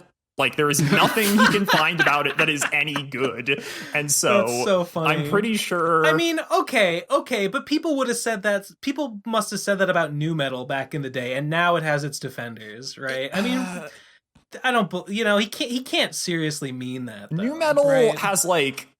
I mean, nu metal has, like, a couple of good songs. Like, I don't know, the Alien Ant Farm cover of Smooth Criminal... And I think there's a case to be made for Break Stuff. I don't know. That's Limp Bizkit. To this is like okay. I hate learning about that song because now when I use the phrase "it's just one of those days," the first thing that pops into it's just one of those days. Okay. Yeah, that's what pops into my head. I'm like, damn it, Fred Durst. Okay. Well, I've never heard. I don't know what electro swing sounds like, but I know that I have like some real basic bitch taste in music. Canonically, my favorite song is what's the word? What's that? Wake me Fuck, up what's the inside. word when you make it high pitched? No, what's the word when you make it high Nightcore. pitched? No, the Nightcore remix of Hillary Duff's "Come Clean" is canonically my favorite song. so I probably would also like Electro Swing. I feel like Yeah, Is there like overlap Nightcore Motown? because it's bad. Yeah, I would say the Nightcore overlap what? between Nightcore remix, the audience for Nightcore remixes is also the audience for Electro Swing, which is also the audience for Eurobeat remixes of stuff. Eurobeat Brony. Yeah, Eurobeat. Yeah. Yeah. And by extension, Yeah. Discord is also the audience for like Vocaloid music. So. Well, I don't really like Vocaloid stuff. I've heard like a couple decent Vocaloid songs, and then a lot of the other ones just sound like the same but worse. Yeah, I'm with you on that. I cannot get into Vocaloid. I've heard a couple that sound good, but most of the time, it's like the like there's a choppiness to the vocals because they're like, computer generated, so it's always going to sound a little bit off. Mm-hmm. I like jazz fusion. That makes me smart. That makes me cool. I just need a song to have a real good, like catchy, like really energetic driving beat that hooks me. And that's all I really need. That's all I really need in a song. And Hillary Duff's got it, baby. do you think Nightcore country would improve country? That's just Cotton Eye Joe. It probably would. Yeah. I mean, any song is better if it's Nightcore because it's just faster, which means like you're getting a higher density of like song per time. Dude, what if you do Nightcore vaporwave? Then it would just be normal. Yeah, that's true. Nightcore. What's that one vaporwave song? The only one there is. Oh, Lisa Frank 420. Well, that's the album, or is that the song? The album is fuck. Yeah, I don't know. But yeah, that song is Floral just like Shop. a slowed the down album version. is Floral Shop, and the song is Lisa Frank 420. The Lisa Frank 420 is just like the really slowed down version of whatever that other song is. So yeah, if you Nightcore it, you just get the original song back, but better. Yeah, exactly. And like all distorted and like choppy and artifacted. Yeah, audio artifacts. Yeah, just all fucked up. It reminds me of that post that was like, I've had enough of these lo-fi anime beats to relax and study to. Where are like the high energy anime beats to dance and party to? And someone was like, Nightcore. Hell. Oh my god, I found it. Nightcore Lisa Frank 420. Oh my god. Here we go. Enjoy. Wait, here we go. Somebody's got me covered. Let me listen to this. Oh, it sucks. It's not even faster. It's just pitched up. Oh, that's lame. Doesn't accomplish the goal at all. This is awful. No, whoever made this is a fucking hack, and that's why they only got 523 views. Downvote. I dislike this. No, thank you. Disliked, unsubbed. I'm gonna subscribe and then just unsubscribe. Unsubscribe. Oh man, what a disaster! Devastating. What a disappointment. F. Got my hopes up so high. Just like Bitcoin, it got my hopes up so high, only to just come crashing down. You really just cannot think about anything other than Bitcoin today. I have today. It's been months. I have wean like at the beginning of this month. At the beginning of this week, it was like I was literally like I had that on screen constantly, and I was constantly looking at it. So I'm asymptotically approaching, zero Bitcoin engagement, but it's going to take me a while. God. Good luck, It's going to take me a while to disentangle myself. Thank you. Good luck. Thank you very much. I'll get there. I believe in myself. I don't know. So what else? What's going on? What's your life? What's your life like? So my current project is I'm working on a new When Posting Goes Wrong about Sonic for Real Justice. I don't know if either of you have ever heard of this. Did you post No. a tweet with some screenshot of like your file folder? Yeah, that's I the saw research for that. that. Okay, I don't know what that is at all. Okay, so in 2015, right? There was this blog that took over Tumblr for like a hot week or so, and it was like an insane like fever dream of an event while it was happening. Basically, this post went viral. So the blog was called Sonic for Real Justice, right? With a number 4, I assume? No. It was spelled out. But basically, like, at the time on Tumblr, there was like a backlash to the proliferation of like SJW content. Sure. And so you started getting blogs that were like anti-SJW blank or blank for real justice. And so where they were like either just straight up, I think some of them were just straight up like right-wingers, but a lot of them were like LGBT exclusionists. So they were like trans people who were like really like particular about who's allowed to call themselves trans, or like people who thought that like ace people weren't LGBT or stuff like that. I understand. Yeah. But the thing is, because it's Tumblr and everyone ran like fandom blogs, people started like crossing the streams. So you'd get like anti-SJW Kyogre or like Naruto for Real Justice. So like as other accounts that other people were running. Yeah, so people would like start a blog where it was like them and a bunch of their friends like was it a joke, or was it like these people were serious? A lot of these people were serious, where they were like face claiming, quote unquote, like they were basically RPing as like various fictional characters talking about why like neo pronouns are invalid and shit. Sonic's the name. I'll keep this short and sweet. Trans male, gay, true scum, anti-special snowflake. What you see is what you get. Just a guy who loves adventure. Sit back, grab some popcorn, and enjoy the blog. Yeah, so that was the original... I'm looking at Know Your Meme. That was the original Mod Sonic intro. What really took off was the Mod Shadow intro, which I'll do my best. Yes, I'm Mod Shadow, male and an atheist, anti-SJW, anti-feminist, anti-gun control, pro-logic. I chose Shadow the Hedgehog as an internet persona as I relate to him when it comes to his hatred of humans, or in my case, social justice warriors. These SJWs think that fighting fire with fire will accomplish something. Well, in the real world, it won't. I hope that one day these pathetic SJWs will come to their senses. And unsurprisingly, that post was a big hit. And then people went to the blog, and what they discovered was like a tangled web of mod drama where I want to say that it's tagged with like hashtag SJW, hashtag anti-SJW, hashtag cisphobia, hashtag heterophobia, hashtag racism.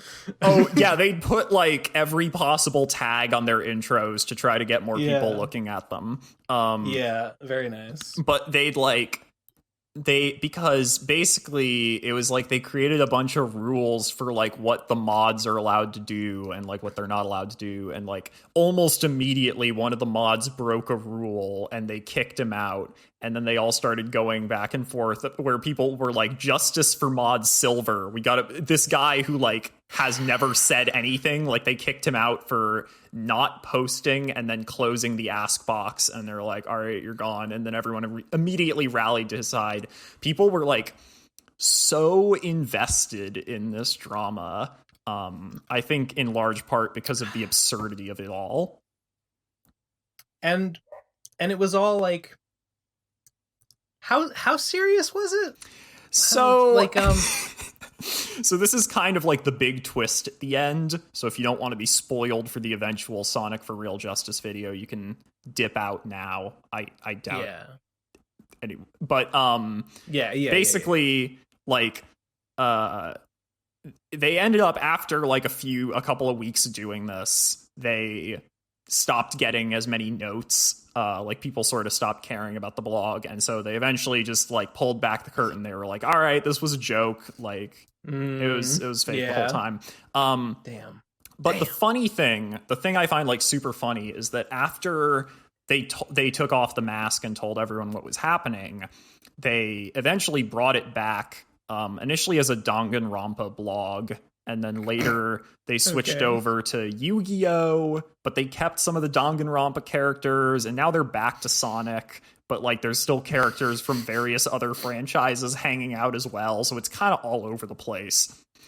Very nice. But very nice. But like, if you kept following them after all that time, which not a lot of people did, what you eventually learn is like, the Danganronpa phase ended because they brought on a bunch of other mods, because originally it was only like, I think 3 people.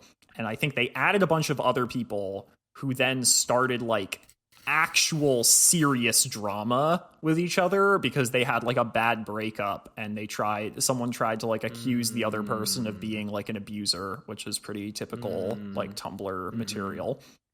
Sure. And then I'm glad I was never on Tumblr. I dodged the bullet, I feel like. You both did and did not miss out. There was a lot of good stuff there, but I mean, it's like Twitter in that there's like a lot of like, there's funny stuff on there, and then there's also stuff that gives you brain damage. I personally think Tumblr is a lot less harmful to my mental health than Twitter, because like on Tumblr, on Tumblr you make a bad, like, you'll see a bad post and you can like rest assured that it's like some 17-year-old who's like never left their hometown. Oh, whereas on Twitter you see a bad post and it's some fucking op-ed writer for the New York Times. Exactly. Or like a fail son with like 3 high-paying fake jobs. Like, so it's just a very different vibe, you know. So like, but we eventually learned. So right. Sorry. So they eventually had to like kick those people out and like reboot the blog. But eventually when they went back to the Sonic theme, they started a Discord server, and a bunch of their fans got in it. And at least one person like made a post where they, after talking to these people like full mask off, where they were just being themselves, they found out that like the mods were aphobes. And so, yeah, they like didn't think asexual people are LGBT. Okay. And so, got it. Basically, the big joke with Sonic for Real Justice is that this was a bunch of people pretending to be a group of exclusionists starting ridiculous drama with each other while face-claiming fictional characters. And eventually it turned into a group of exclusionists just actually starting drama with each other while face-claiming fictional characters. So the answer to was it all a joke is yes, but also no. Yeah, I see. I was just pretending to be smart. I was just pretending to be joking, essentially. That's like you would have to, I don't know, that's kind of what I expected, because like obviously this is ridiculous when you're being Sonic and Shadow, but also like, why would you commit to this bit? Like, I don't know, you would have to have some level of commitment to it. I don't know, that just seems like the most likely thing. Like, this is a joke, but it's a joke about like what they like. It's funny to them because it's what they actually believe. I think they did exaggerate. Like, they definitely are. That's the weird thing, is that they eventually said that they were like only pretending to hold some of their views, in that like, I think originally they were like a lot more arbitrary about like, these specific kinds of non-binary people are like trans trenders or too cute or whatever the term is, and then eventually never heard too cute. Yeah, this is the deep LGBT lore right here. But eventually they like later on in the blog, where they weren't like where they were being open that they were playing characters, someone was like, yeah, we don't actually believe in that stuff, we accept all non-binary people. But because the aphobia thing ended up being legit, it makes you wonder how many of their views were their actual views and how many of it was the character. It's just such a like playing with fire almost, like, you know, going around, I'm playing a character online, he's racist, and he says racist things all the time, and he hates different races, but, you know, the joke is that that's so silly. Like, who would believe these things? Like, why would Filthy you even... Frank call-out post. I mean, I don't know. I've never watched Urban Filthy Frank, but I've heard he's funny and cool.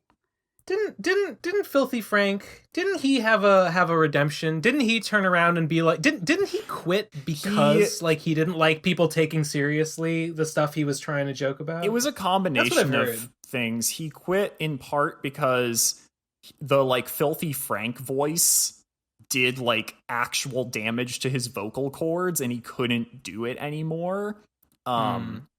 Which makes sense if you've ever heard him talk. But yeah, I think part of it was that, like, the problem with doing a character where the joke is this is the worst guy on the planet and you're supposed to laugh at him is that the audience for that is actually just the worst guys on the planet because they're the only ones who can tolerate that content long term. And so it was both things. And also I think he just got sick of doing like shock content. Because what he did after that was he became a fucking lo-fi indie artist who is now like super successful and popular. And so I think he probably always wanted to do that to some extent. And like, I don't know, good for him for like getting like a quote unquote real career.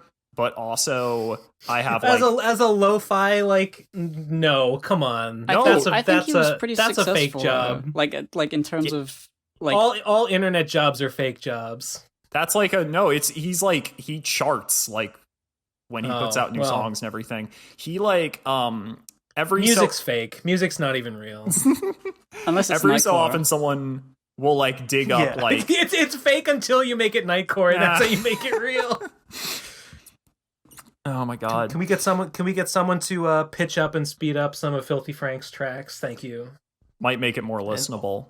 Only then will I listen. I have the extremely hot take that the music that Filthy Frank made as Pink Guy when he was making like dumb meme music is better than his like quote unquote serious music he's made as Joji.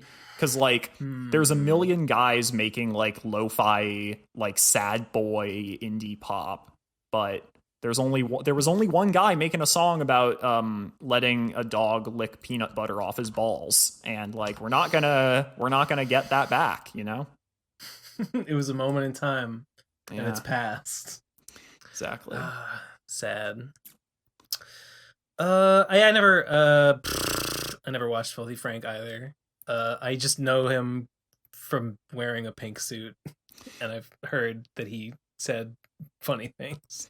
He had a couple of funny videos, but like I said, the problem with playing the worst guy on the planet is that it's kind of hard to watch a lot of that content. Sure. Is he like an iDubbbz, or was he like an iDubbbz type? Or is it yes, like more extreme? Was it more in fact, extreme? I'm pretty sure he was like either. I'm pretty sure he was friends with some of those guys. Yeah. I mean, I like iDubbbz. He's a bit of a strange guy, but he's cool. I'm too busy getting bitches in the real world to be watching all these fucking watching YouTubers. These tubers. Yeah, it's based on you having 0 bitches. Dab. I collect them and then I hang them on my shelf. Tell me more. Tell me more. No. Facts. No. Give us more content. No facts. More content. If you don't have any more content, then we're gonna have to move on to voicemails. And you know what happens when you move on to voicemails? Shit gets weird and it gets scary. Oh god. I mean, I'm looking forward to it getting weird and scary because I'm just curious. I don't know. Now they're going to be lame and stupid. This is only 2 modes of the voicemails. You hype historically, historically they're usually lame and stupid. So, you know. Should we do some? Should we do some voicemails? Might as well. Yeah. Okay. All right. Yeah. Not nonchalant committal to voicemails. Okay. I'm sure our callers appreciate the lack of enthusiasm. That's fine. All right. No, they love it. They get off on it. Okay. So this one is called. Let me scroll back to where was it? Okay. This one is called "Why Starbomb is Shit." 3, 2, 1, go. Hey, Dickhead here. I've been thinking since the one Gamers Tavern episode where they mentioned Starbomb, why I hate Starbomb so much despite liking Dan's just as an artist. And I think I found out the reason is just that Starbomb's really shitty YouTube video essays put to really unfunny songs. Essays? Like, Game Theory, is Mario a sociopath? Oh. Game Theory, can I stick my penis in a Gerudo Link's bussy? Game Theory, doesn't Final Fantasy VII have such a wacky plot? I mean, yeah, it's shit like that. I just really hate it. It is. I've never. It's vibe. It doesn't have like a Game Theory vibe. It has like the Reddit like Epic Bacon. Epic Bacon video game. Like, what if Mario's real? Like, played out like in like before the 90s. What if I've Gabe never and Tycho found found themselves trapped inside their favorite video games? I was like raging, like foaming at the mouth at people like doing Mario in real life things before I was born. I hate that shit. Yeah, that's valid. Someone once described Danny Sexbang as a dude who's like 40 years old and his entire personality is that he has sex with girls who play Legend of Zelda. And that really does play out in his music. And I feel like he definitely got some sex good with girls who plays Legend of Zelda. He definitely got some good songs out of that, but like there are limits. You know, you can only do that shtick for so long before it gets old. I've not listened to much. Well, the first Ninja time I Sex heard Party, Unicorn Wizard, but the first time I heard Unicorn Wizard, I thought it was really funny. But then, like the more Ninja Sex Party I heard, the more I was just like, okay, all right, it's very one note in terms of like I don't know what he feels like he can sing about, and Starbomb was even more like just like locked in on like. Well, let's take a video game that's, a Nintendo franchise and, like, I don't know, let's talk about it, but in a song form. I think Starbomb was like that on purpose. Starbomb's like that on purpose because I kind of think it was made to be marketable. It's made to be, like, lowest common denominator, like, video game humor. It's just it's so much worse than what they say on Game Grumps. It's exactly the same vibe as, do you guys remember Brental Floss? I know of him. A little, sort of. Yeah, same vibe as him. Same vibe as like all like nerdcore, a genre that I think deserves to be made fun of. Wait, what's nerdcore? Is it just like referencing things that are cool, as in games? It's rapping about nerd things. It's not a very good combination. I run a patron Discord server for my hardcore simps, and someone in that server introduced me to the world of League of Legends hip hop. Oh no. Which just reinforced my joke that it's called LOL because you gotta take twice the L's when you're playing that game. I totally believe it. Is there I think the problem is there with like stuff fighting like that, game hip hop? What? I could see there being hip hop about League of Legends. Like I could see there being hip hop about like fighting games, because like the fighting game, I don't know, like the competitive atmosphere of it, I don't know, feels like it's something you could write fucking angry raps about. I don't know. I think but if they have it for League of Legends, I would think they would have it for like Street Fighter, but maybe not. Maybe you can do it. It's just fucking stupid. I think. Oh well, so is all human endeavor. when you get Video right down to games it. in general as a theme is usually stupid and lame, but there's a few examples of like, have you heard of Protomen? I got introduced to them recently. They it's a Mega Man. They made 2 albums, Protomen Act 1 and 2. I can't remember what. I think that was what. Yeah, it I was know called. Protoman. And they were like prog rock, like epics. Operas, right? Yeah. Like rock operas. And like the production was very good, and it wasn't just like listing the Mega Man characters. It was like a story was being told with these characters as like a base of inspiration, and I was like, okay, that's actually pretty good music, but it's video game.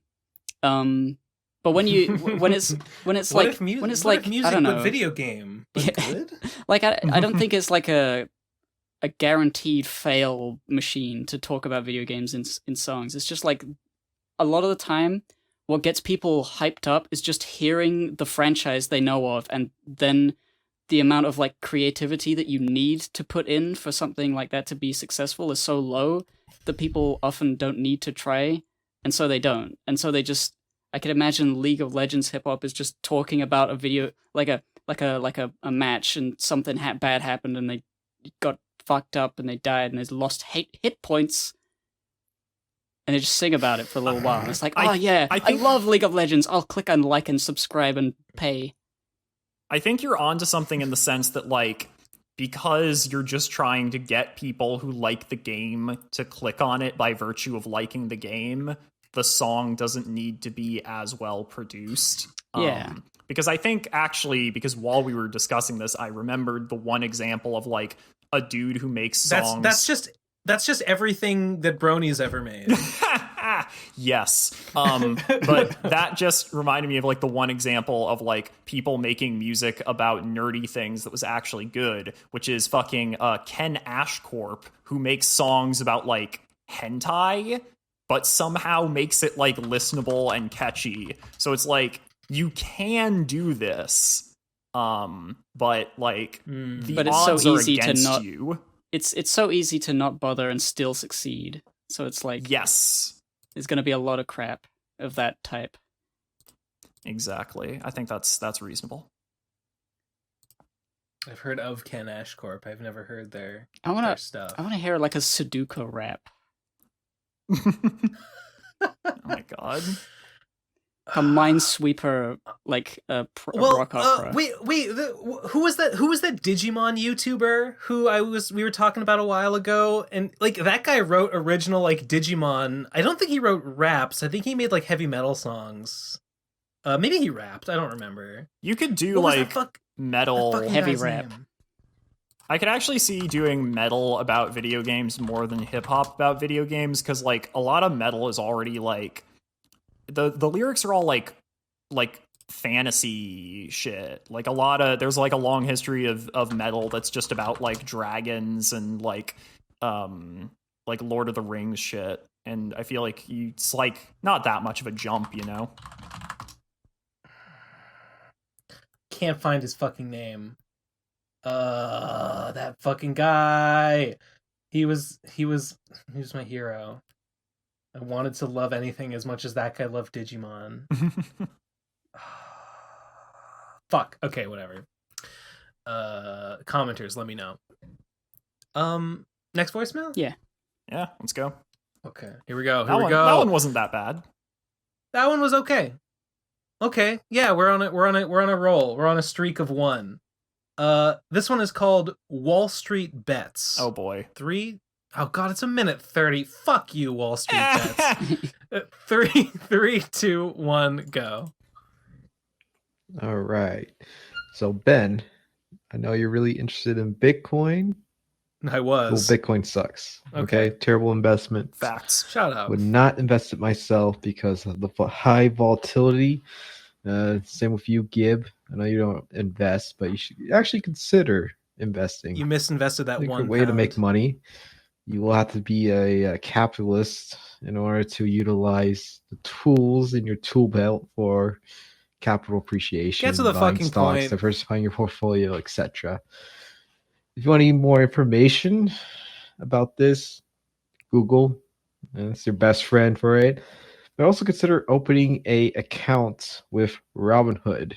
Not a sponsor, but Not a sponsor. No, would I highly Not didn't even a recommend host it of the this guy fucking was. podcast. I He's saying didn't not a think you were a sponsor. today.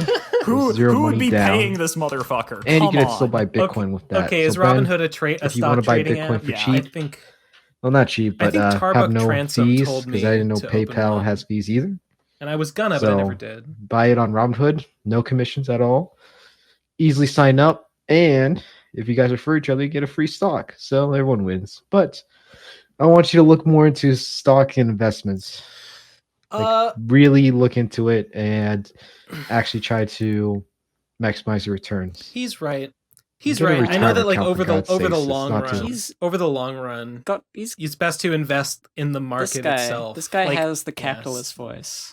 I'm If coining you it now. want, I'm going to give legitimate advice here. If you actually want to make money investing, the way you do it is that you invest in what's called the VFINX, which is the Vanguard Index Fund, which is basically, it just tracks the S&P 500, and whatever the S&P 500 is worth, that's how much it's worth.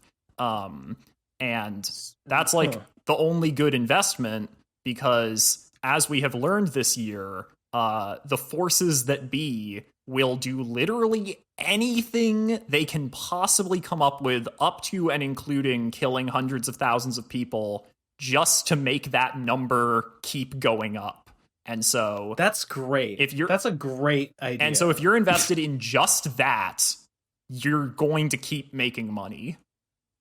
I'm literally going to fuck Bitcoin. I'm putting all my savings in that. And now. That's like actually a legitimate strategy. And the thing about it is that it's like, unlike Bitcoin, for example, the reason why it's nice is that you don't have to watch it. And in fact, if you do watch it, that's actually a bad thing, because if you see it go down a little bit, you're like, oh shit, sell everything, and then it just goes back up like 2 weeks later and you're like, fuck. So it actually takes that burden off you that comes with a lot of like day trading and other kinds of investment, where you have to like constantly be thinking about it. It's just you set it and forget it, and you get like a little return every year, and it's boring, but like you make a little money. Do you get more than you'd get from just your typical high interest savings fund? Yeah, definitely more than a savings account. Well, sounds good. I was considering, I was looking at like which saving funds give the highest like yearly return the other day, and I was like, there's got to be something better. There's got to be something better than like 1.9%. I'll think about it later. And I never did. This is more like 5 to 10, I think, depending on the year. Yes. I love money. No. I love money so much. Sucks. It's the worst thing ever. No, it's thinking about investments and give me yours. It just makes me want to not think about it. It's what it makes me want to think about. Just makes me want to go drown myself in Minecraft. Just makes me want to go leap off a fucking skyscraper. Just makes me want to go climb to the top of the Slimecorp headquarters and die on the fucking pavement of downtown New Los Angeles City, aka Neo Milwaukee, in Minecraft, which you can do on the fucking PCP Minecraft server. Link in the description. So literally in Minecraft. Yes. Literally in Minecraft. Yeah. That's what I want to do. Okay. Next voicemail is called, what is this one called? This is Notorious Revolutionary Tommy J guest application. Oh boy. Wait a minute. Oh, it's only 14 seconds. Okay. 3, 2, 1, go. Hi, I am Notorious Revolutionary Tommy J. I am applying to be a PCP guest. This is not a bit. I've already sent Ben a resume on Discord. I'm sending this voicemail to make sure he sees it. If there's somewhere else I should send it, let me know. See? Oh, fuck. Oh, this is exactly the thing that we were talking about earlier. With shitty voicemails? No, with people who are like, hey, we should collab. Like, do you want to be friends? Oh, yeah, I know what you mean. This guy did. I'm trying to find it. I clicked off before the voicemail was done, but I think I get the gist. This guy did send me an application Notorious to be Revolution a guest. Was it like a resume? He did. Yes, it's literally a resume. And I didn't respond because I didn't know how to respond. I kind of feel bad. I sort of don't want to rip into this guy too much because he's like very earnest. You know what I mean? He sounds a little young. He is. He's well, okay. He says there's his resume. There's his PCP resume. He is a soon to graduate computer science student. And I mean, the thing about it is that, like, I don't know, there has not, we have never accepted a guest on this show based on a resume. Yeah. It's pure nepotism. It's pure nepotism. It's just, do we know you? Or if not that, do we watch your videos? Yeah, All right. I got, when I was doing a podcast a little while ago, I got an email from some dude who was like, hey, can I be on this? And I literally said, like, no, it's purely based on just like people I like and already am familiar with. So sorry, bud. Yeah, that's how it is. There is no application process. I'm sorry, Tommy. I find this to be very cute. It is cute. It is cute. That's why I don't want to be too hard on him. Yeah.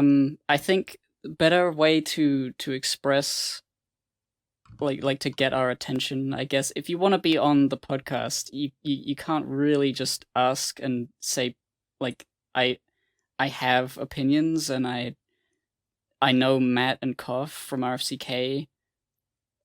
I mean, is that what he said? Is that in here? Near the bottom. Like, I'm sure you're cool. He has his own RFCK wiki page. I'm sure you're cool. On right? rfck.mirahees.org. But I think /wiki/notorious revolutionary Tommy J. I think it would be like, I don't know, if you wanted to be on the PCP and spout an opinion about something, a better way to do it would be through the voicemails. Like, just talk about whatever, and then we could discuss it through that. I don't know if this is like this is adorable, but yeah. Yeah, I don't know. The point is, we're not taking applications. Get bent, Tommy. Why don't you go take a long walk off a short pier? Why don't you go jump in a mud puddle? Why don't you go jump in a mud puddle in Minecraft? That's what my parents, when I was a little kid, and my parents would say, don't say mean things, Ben. When you're mad at someone, say, go jump in a mud puddle.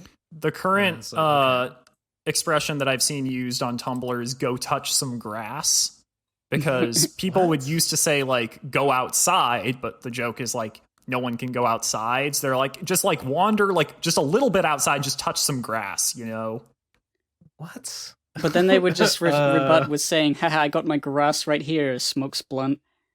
420 every day. 420 Why don't every you go day. smoke some grass? Okay, next voicemail. Let me try and find it. Here we go. Next voicemail is called Kringus Bingus. Oh my god. 3, 2, 1, go. Hey guys, it's your favorite, new favorite PCP voicemail leaver, Kringus Bingus. Oh no. Every week I'm gonna tell you what I cringed at and what I binged.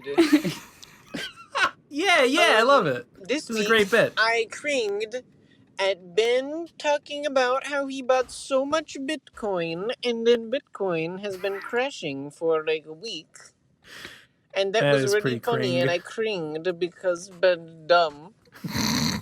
And then I binged the whole second half of the first season of Twin Peaks. I watched it with my friends. I was binging it. I was binging the TV show. Tune in next week for more Kringus Bingus, where I talk about what I cringed and what I binged. Your new favorite PCP voicemail character. That's me. Actually good. Actually, voice grail. Guys, voice grail for that concept. I was thinking voice grail. I was gonna say it. I think Kringus Bingus for voice grail. Jesus Christ. By the way, we have a thing where if we have a particularly good voicemail, they ascend to the voice grail, but if it's particularly bad, we banish them to voice jail. Oh, bonk. So- Go to voice jail. No, no, you're outvoted. You know what? No, this guy's going straight to the top. Yeah. Oh, yeah, that was hilarious. What it reminded me of was that old 4chan post, the weanus penis post. I don't know that one. Here, I just found it. I'll put it in the server so you can see what I'm talking about. In this thread, enemies that unnerve you, any sentinel type enemy from... Why, my weenus penis, of course. Haha, it's my weenus penis. Haha. In this thread, enemies that unnerve me. The answer, of course, is my weenus penis. Followed by like 50 replies of people just like doing like what the fuck reactions. My weenus penis, of course. Smiley face. Yeah, that's the vibe that this dude was giving me. Dude, this is lol so random, and I like it. XD Taco, I'm so random. Lost art. Kringus Bingus. I don't know why he cringed at me losing Bitcoin. I would have thought that was funny. Like, it is I would have funny. thought, yeah. It's cringe for you, but it's based for the rest of us.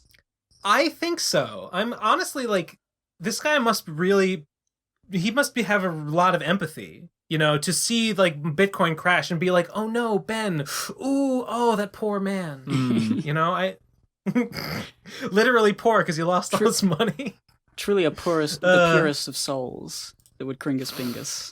Hey guys, if you want to help me recoup my lost Bitcoin, please go to patreon.com/bensaint, and I will invest it again. No, you should have said you should Bing all of my content.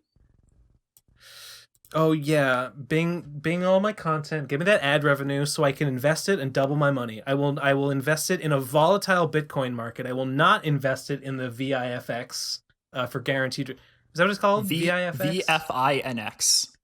VFINX. Yeah, no, not doing that. That's too much of a sure thing. That doesn't. I can't get off to that. Next voicemail. Yeah. Next voicemail is called Hippo the Ghibli Girl. 3, 2, 1, go. I would definitely watch a Ghibli movie about Hippo as a little girl. Anyway, You are a Ghibli girl. deservedly so. What? Wait, what? That was my voice in there. I heard you. What? I don't even remember that conversation. Maybe that was on some other show. That was Digi. That was Digi laughing. I was gonna say that sounds like Digi.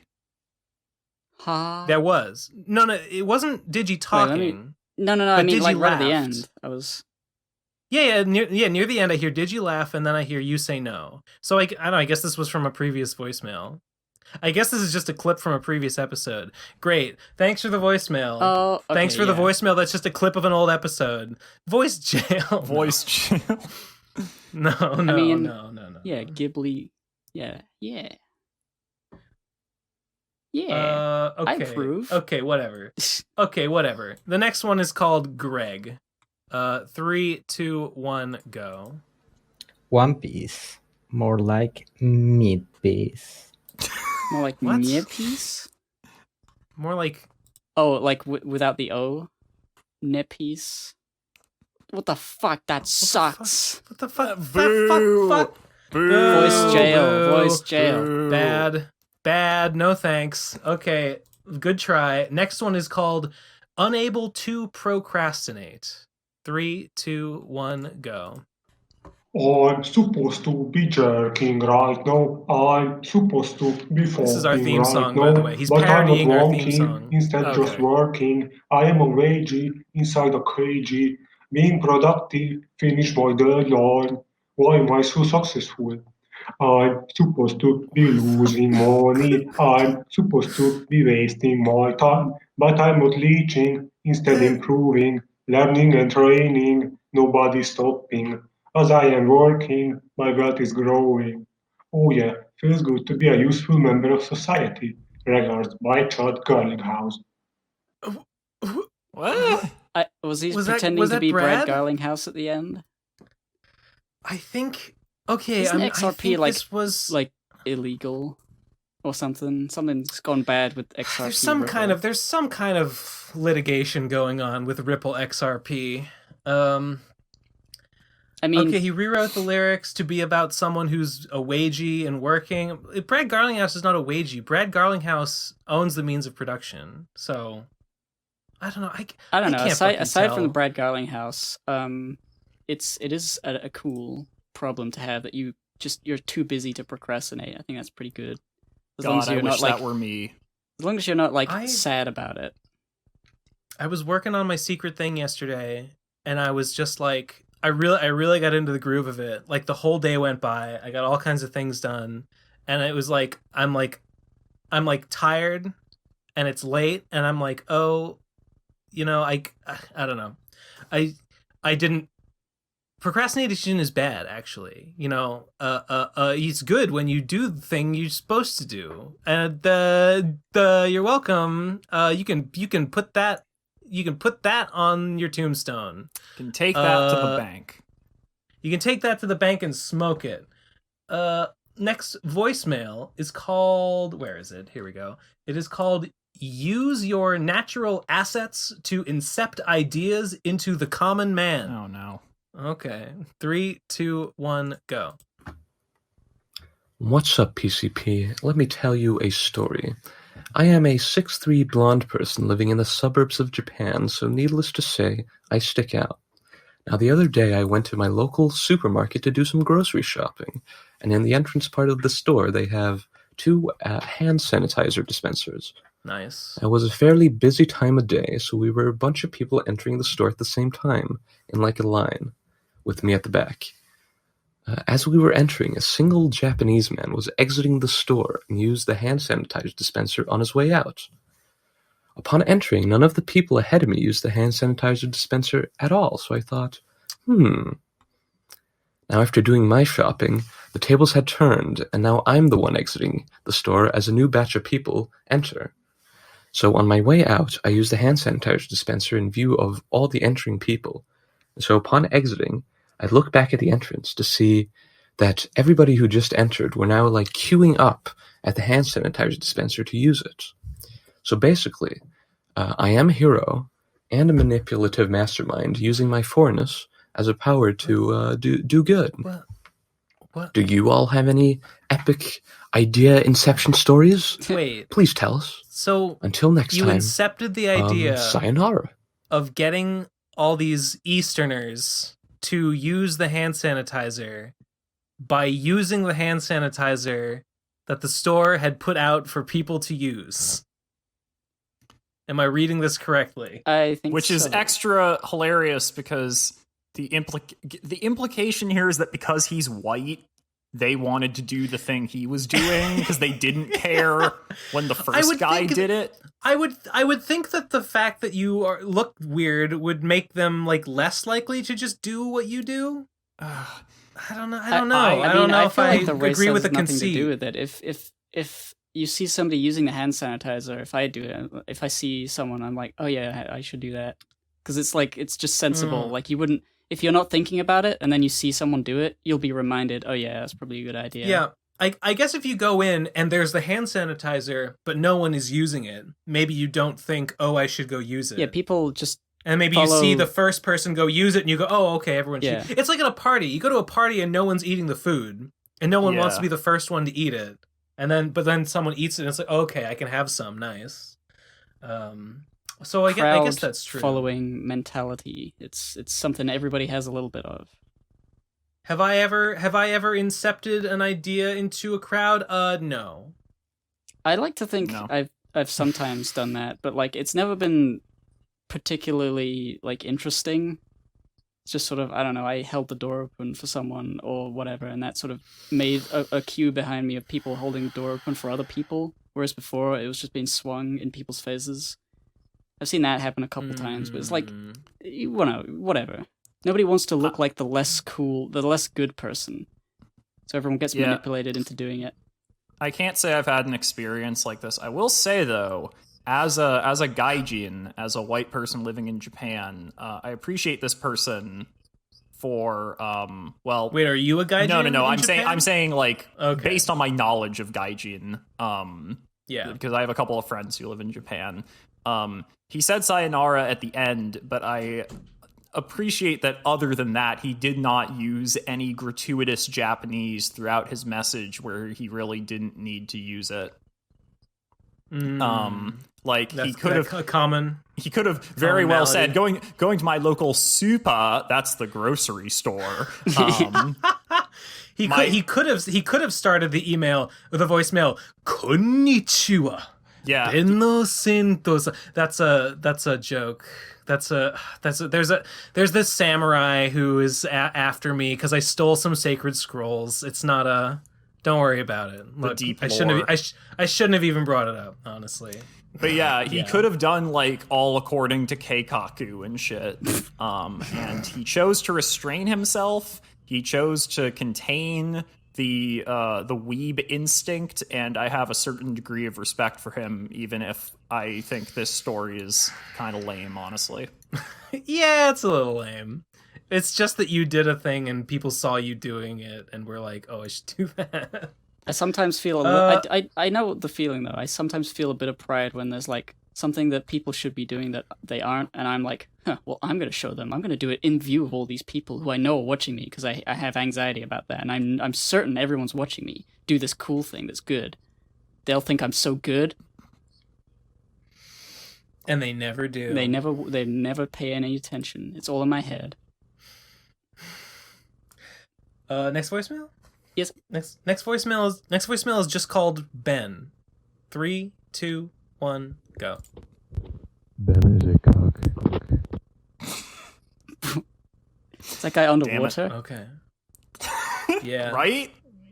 He's like said it through a blanket. I don't know. Thanks for the voicemail, I guess.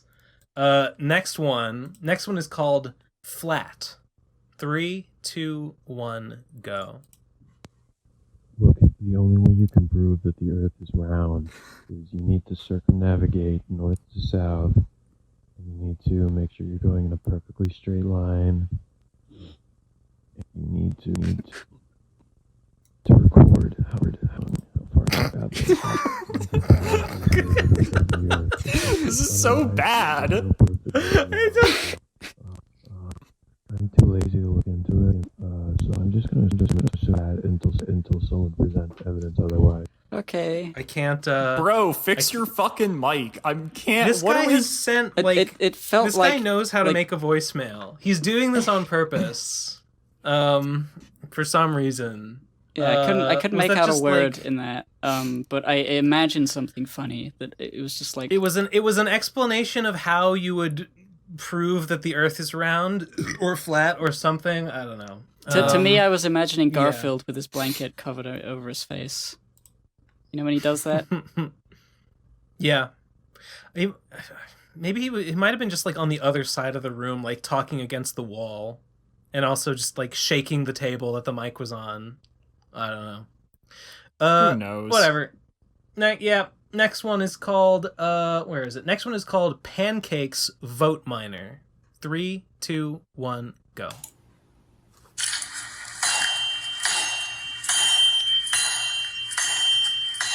Oh, geez, I didn't see you there. Hello, I'm just your average vote miner down here in Georgia, just trying to find those votes Trump was asking for. God damn it. Slaving all day and night, mining and panning for those votes.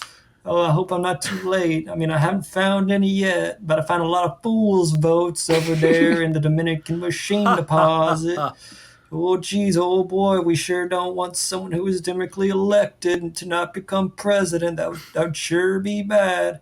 I mean, all Trump was just trying to say is there's votes in them there hills.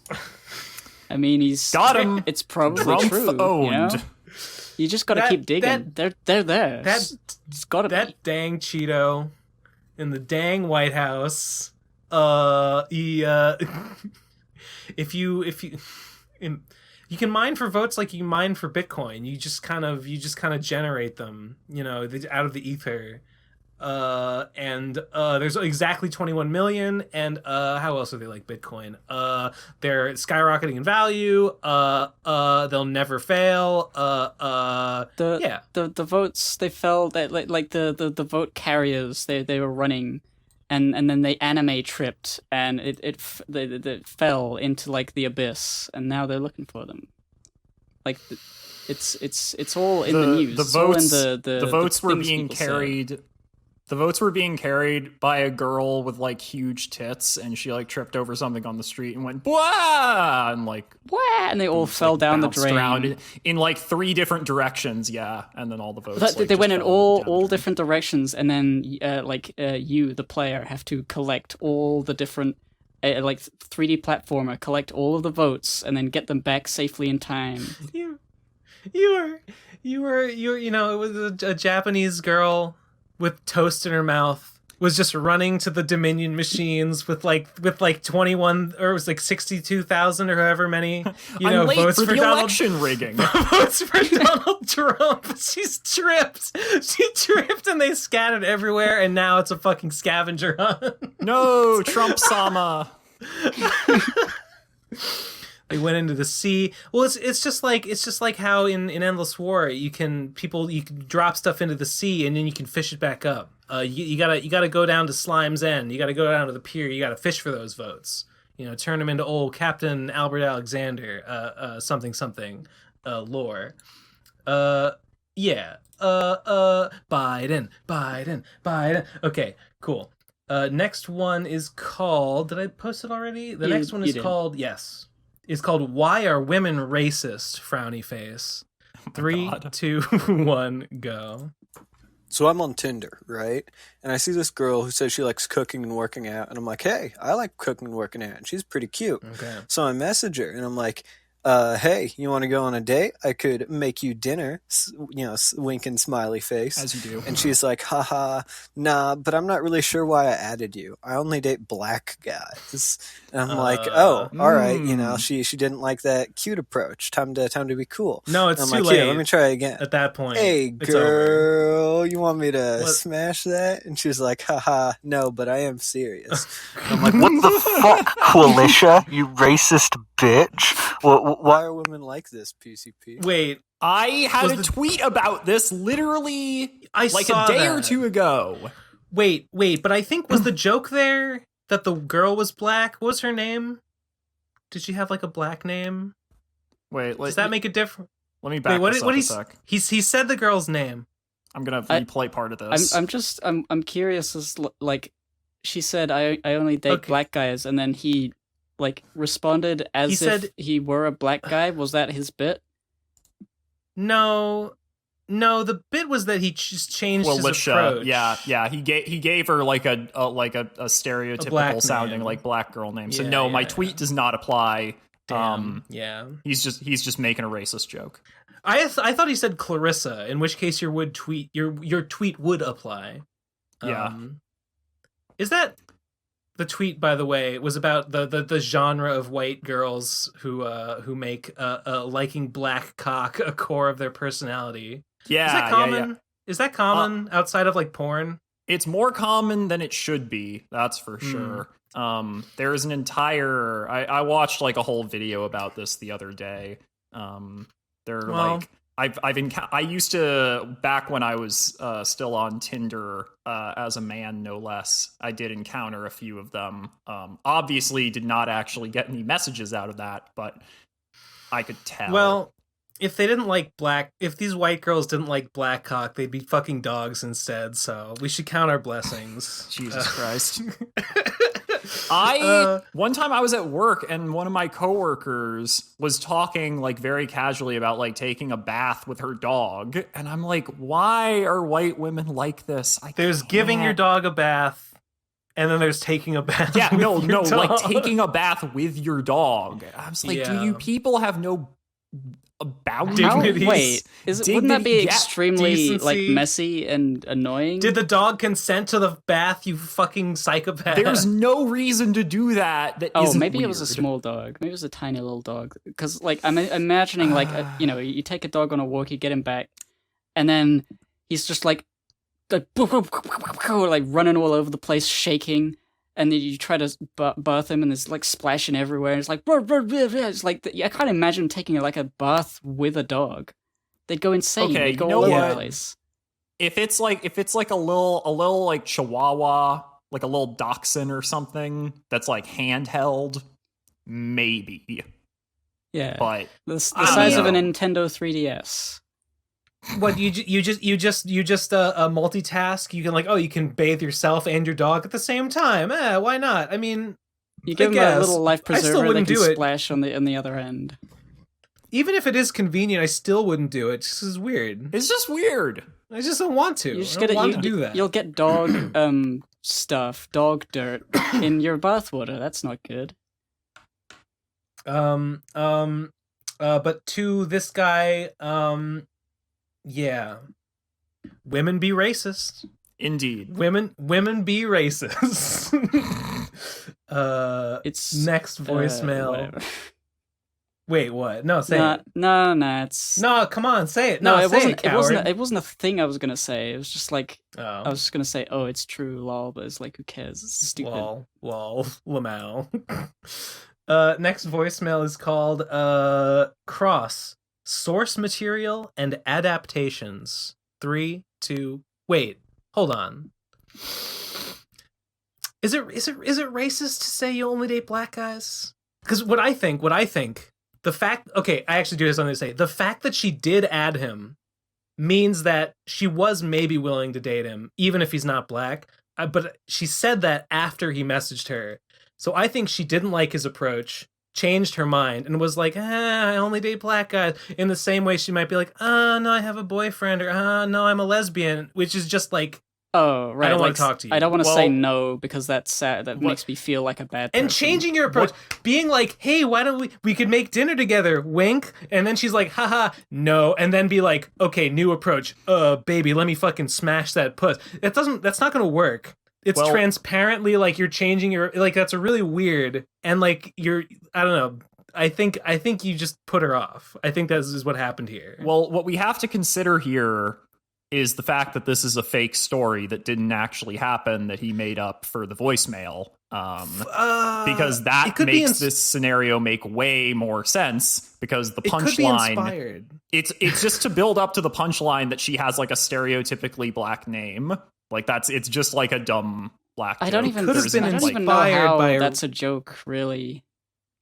It's not. It's because it sucks. You know what? You know what? Black I am taking this too seriously. Don't necessarily only date black guys anyway. It's not even a. Is that a? Oh, I don't know. Whatever. Like what about her being a black girl would have been a clue for him to be like, oh, she would only like black guys. And then him getting upset is like the joke is like, you shouldn't have got upset because of course she would like black men only because she's black. I don't get what is that like reality? Does that happen? The punchline, the rug is meant to be pulled out from under us when we initially agree with him, like, yes, this girl is racist for only wanting to date black guys, but then the twist, but she was black and black people can't be racist. It's just such a strange, I don't get it. I think, I mean, either way the joke sucks, so I don't think it matters. Yeah. Okay, all right. We should move on. We wasted a lot of time on that guy. Too much time. This one is called Cross Source Material and Adaptations. 3, 2, 1, go. So I recently watched all 8 Harry Potter movies and did not like any of them, and this got me thinking about whether or not reading the books would have made the movies better, seeing as I have not read any of them. And that got me thinking about the relationship between adaptations and the source material they are adapting. Should an adaptation assume that its audience has read the source material? How much should an adaptation be compared to the original versus judged on its own merits? And is your opinion of an adaptation given more or less validity depending on if you have also consumed the source material? Discuss. I have for the second one. I have actual hot takes on this. Okay. As for the second question, everything should be able to stand on its own. If you need to have done other reading to get the most, or it should be able to be like acceptable and at least good.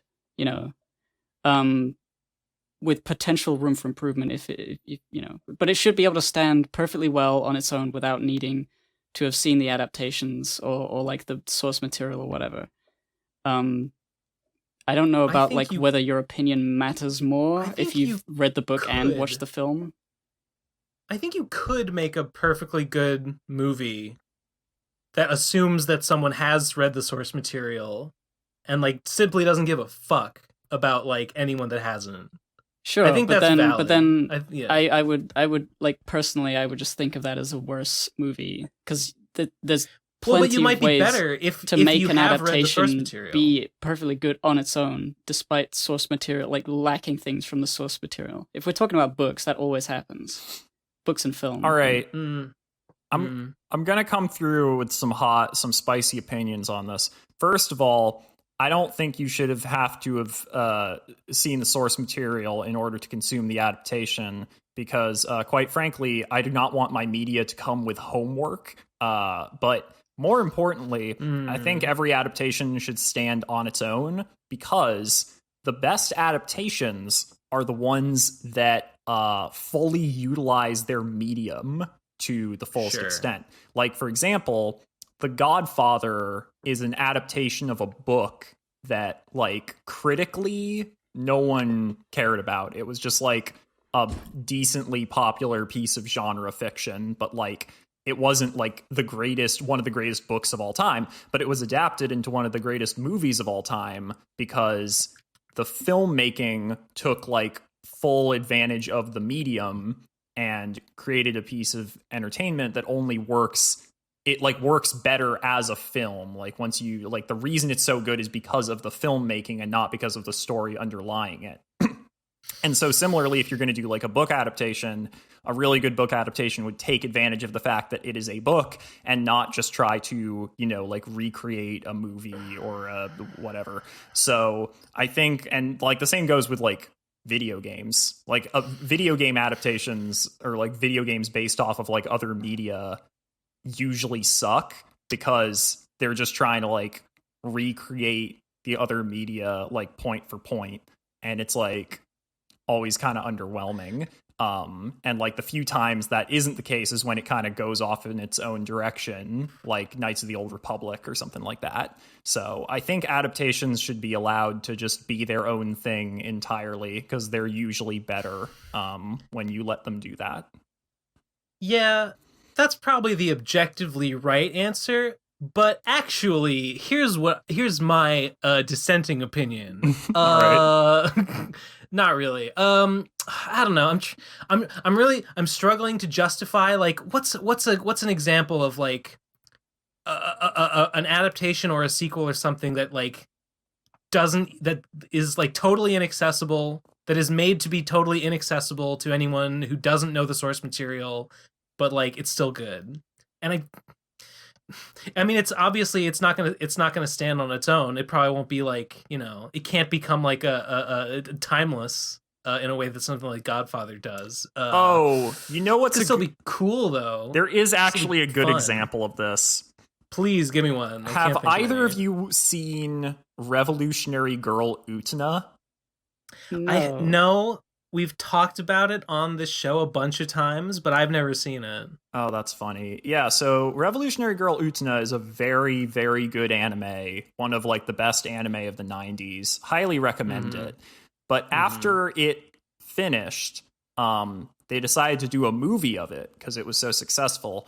And rather than do like a sequel or a prequel or whatever, the Neon Genesis Evangelion, End of Eva. You can't watch that without like knowing the plot. That's another very good example. Is that would you really think of that as an adaptation of a source material though? I think that's just like a different thing as a part 2. Part 2 is in a different medium. Correct me if I'm wrong. Doesn't End of Evangelion, because the last few episodes of Evangelion take place in Shinji's mind, isn't End of Evangelion just what's happening outside his mind during those episodes? It's not, I mean, you can interpret it that way, or you could say that End of Eva is basically just like they rewrote the end of the first one, and they are like competing canons with each other. Gotcha. Or something, but something like that, yeah. What were you saying about Utena, though? Yeah. So Utena is basically instead of like doing a sequel or something for the movie, Ikuhara, the creator Utena, decided to essentially remake the TV show and like tell the story in like a slightly different way. But he's telling a story that was originally spread out across like, oh God, like 39 episodes or something like that in like an hour-and-a-half movie. Like the movie is an absolute goddamn mess. It includes a lot of callbacks to the show that make no sense unless you've seen the original. A lot of like dumb in-jokes and shit.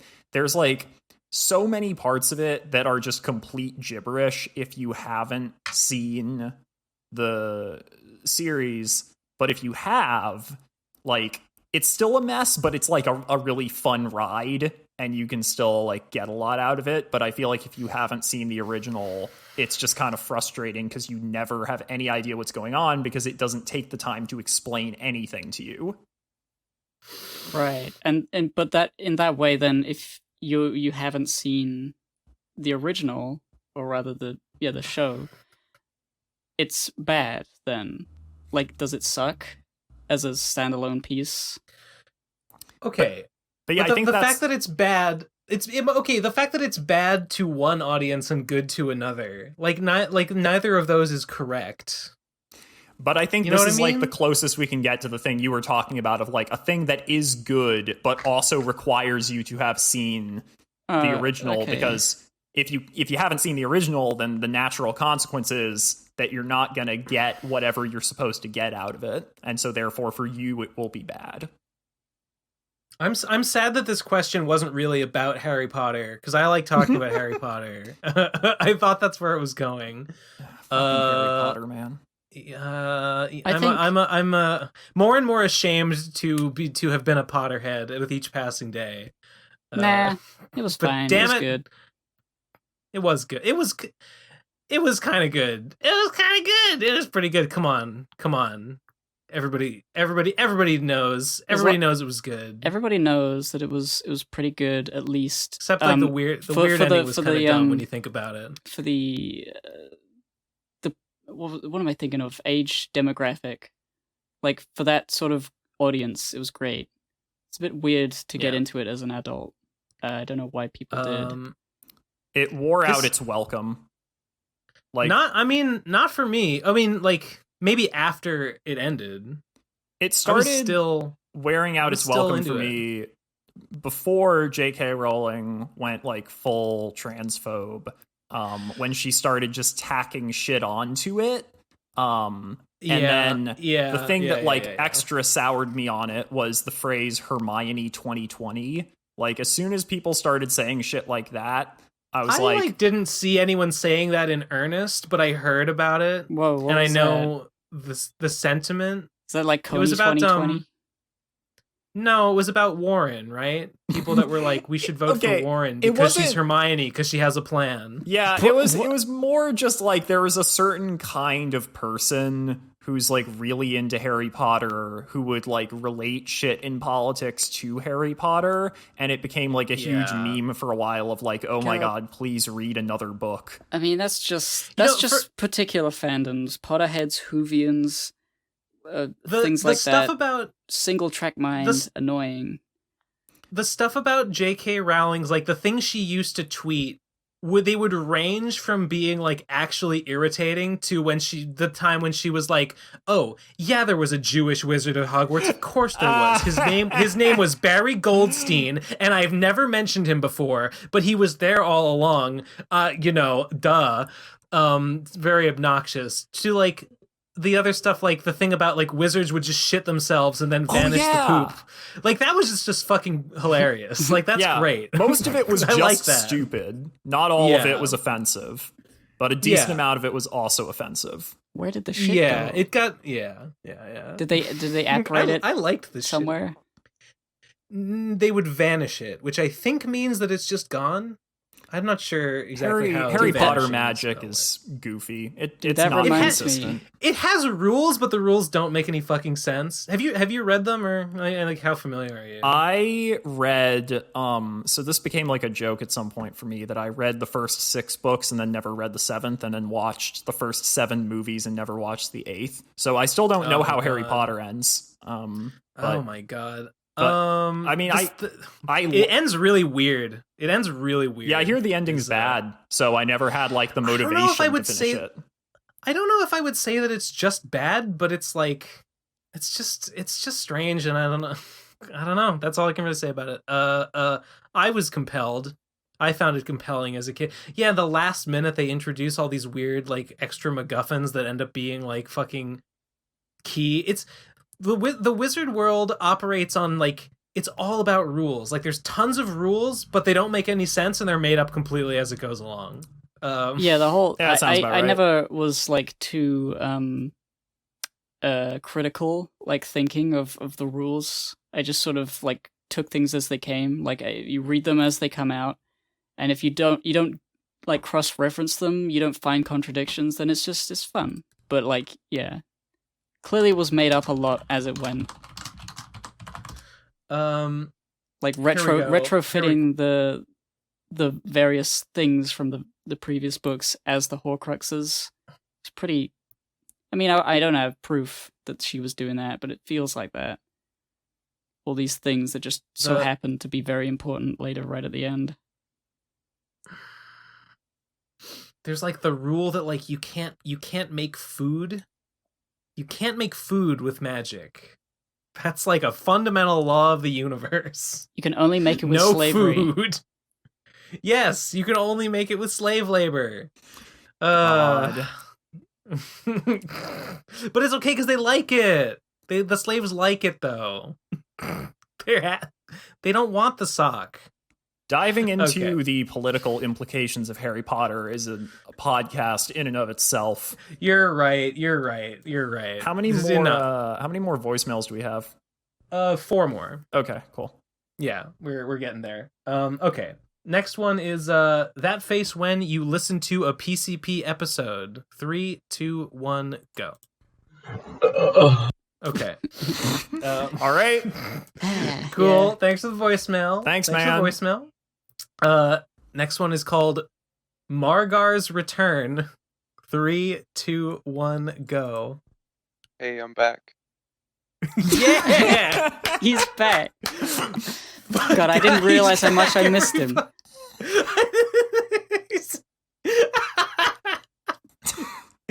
Oh, I'm crying. Tears of relief. I realized this segment has reinforced something that I already know about myself, which is I will laugh at anything stupid.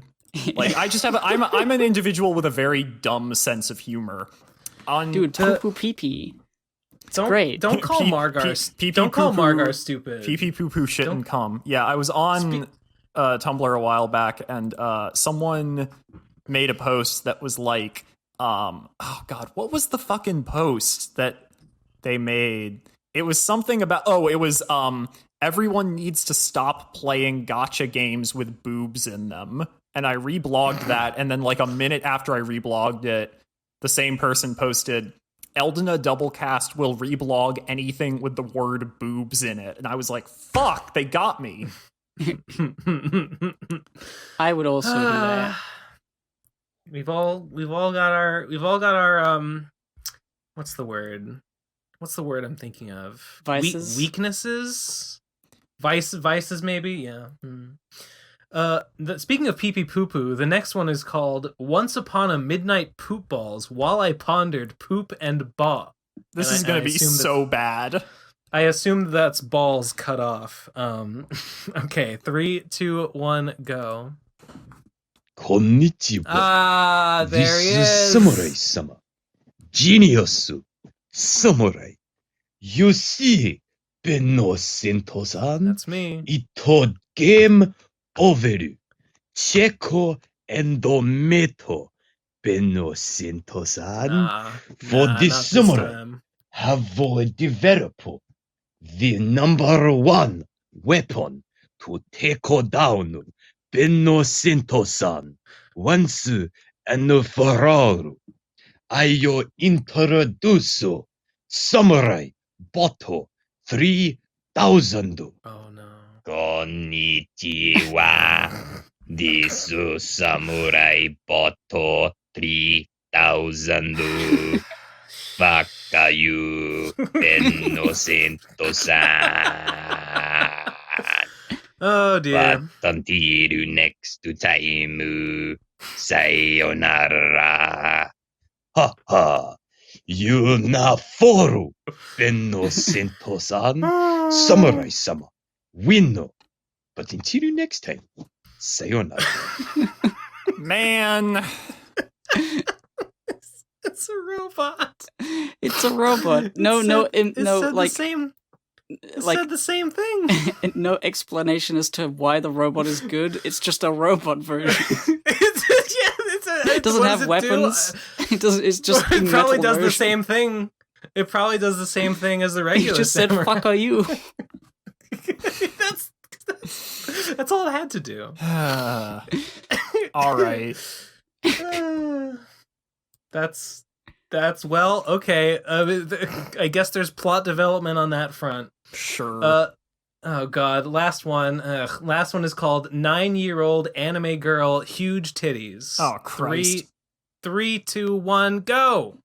On the topic of cartoon character ages not mattering, I was watching this one anime where this character was like 9, but her character trait was that she had the hugest tits in the entire Is it cast. the gray hair girl? And it was really clear that the animators really wanted you to fuck this character because her tits were so huge and they were like the focal point of every scene she was on.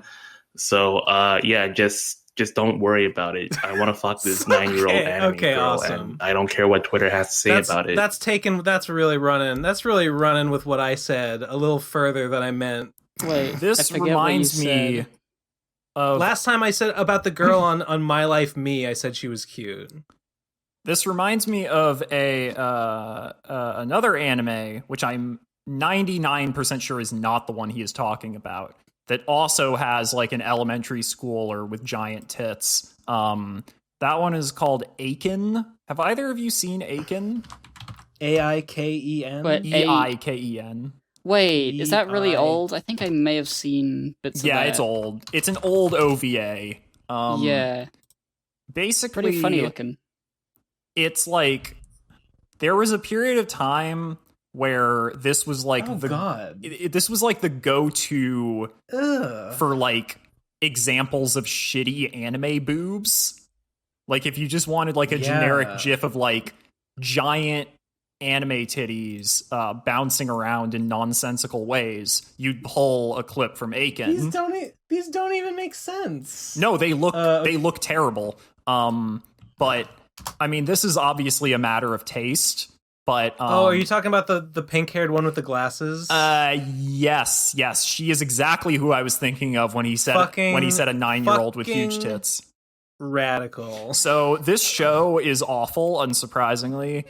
For me, it's one of those things where it's like so bad that it loops back around and becomes funny again. So like I get a good laugh out of it because it sucks so hard. And it's also one of those shows where like, this is funny because this loops back around to the adaptation thing. It's an adaptation of a manga, but the manga is like had actually been going on for a long time, but they only had like 2 episodes worth of OVA to do. So what they decided to do was like, all right, let's just cut between like the very beginning of the show where we introduce like the main character and then like some highlights from later in the manga. So things just start happening with no explanation. You have no idea who anyone is. You're just watching wild antics unfold on screen against the will of God. Okay, that one on the right in that picture with the short hair, is that a boob? That is and like that, the pink. No, or is that like her gut? No, that's just like her sweater, just like it's like the wind or something. She doesn't look like that. That's not like how she normally looks. That's all right. She looks really weird. Okay, yeah, that's just a weird picture. But Yeah, it's just like an anime that like it never takes its foot off the accelerator, and it's just like that for 2 episodes and then it's done. And oh, wait, I've seen this image before. That is from Aiken. Yeah. Yeah, okay. Good stuff. This is what I mean when I say like for a while. I've seen a bunch of these. Yeah, I've seen a bunch of for these, a while. actually. This was like the go-to for like bad anime titties. Oh my. And if you think that that's funny, if you're like me and you're horribly immature, you will get a good laugh out of Aiken. I don't know about like watching a whole show of something like that. Well, you said it was an OVA, so like not that long. This is really funny because I'm scrolling down the Google image results and like I've seen a bunch of these GIFs. I probably used to see them on 4chan or whatever. Yes. This is like 4chan or like I don't know, some other anime Something forum awful, maybe. back in the Yeah. probably. But yeah, it's it's 2 episodes. It's like an hour total. When you combine, Have you ever seen Garzy's Wing? I have seen Garzy's Wing. Okay, if we're talking about terrible OVAs, that's a good one that we've discussed here on the show before. Oh yeah, Garzy's Wing is very funny. It is. Gets less funny as it goes on, though. The fact that it was made by the dude starts off really strong. It was made by the dude who created Gundam, right? I don't know. Maybe. I think so, which like makes it funnier that it was that bad. It can't have been like written by him, though. It can't be like he might have been involved, but it can't be like his brainchild. There's no way. Wasn't the thing about Garzy's Wing that it was just sort of badly made? Not necessarily that it was like badly written. Like the dub is really funny because of how bad it says, but like I thought it was just sort of all over the place. It's largely the dub that is the problem. It was written and directed by the creator of Gundam. And also, from what I've heard, while the dub is unbelievably shitty, the anime still sucks even if you watch it in Japanese. So. Yeah, I bet it's not like hilariously bad. I bet it's not hilariously bad in Japanese. I think I've watched one episode or something, and it was just sort of It seems like they didn't have a lot of money or something. It's like what is it? That show Ghost Stories, the one where they gave it the ridiculous gag dub. The reason why they did that was because in Japanese, it was also a shitty anime, but it was shitty in the normal way where it's just boring. And so they were like, well, if this anime sucks, we might as well like make it suck in a funny way.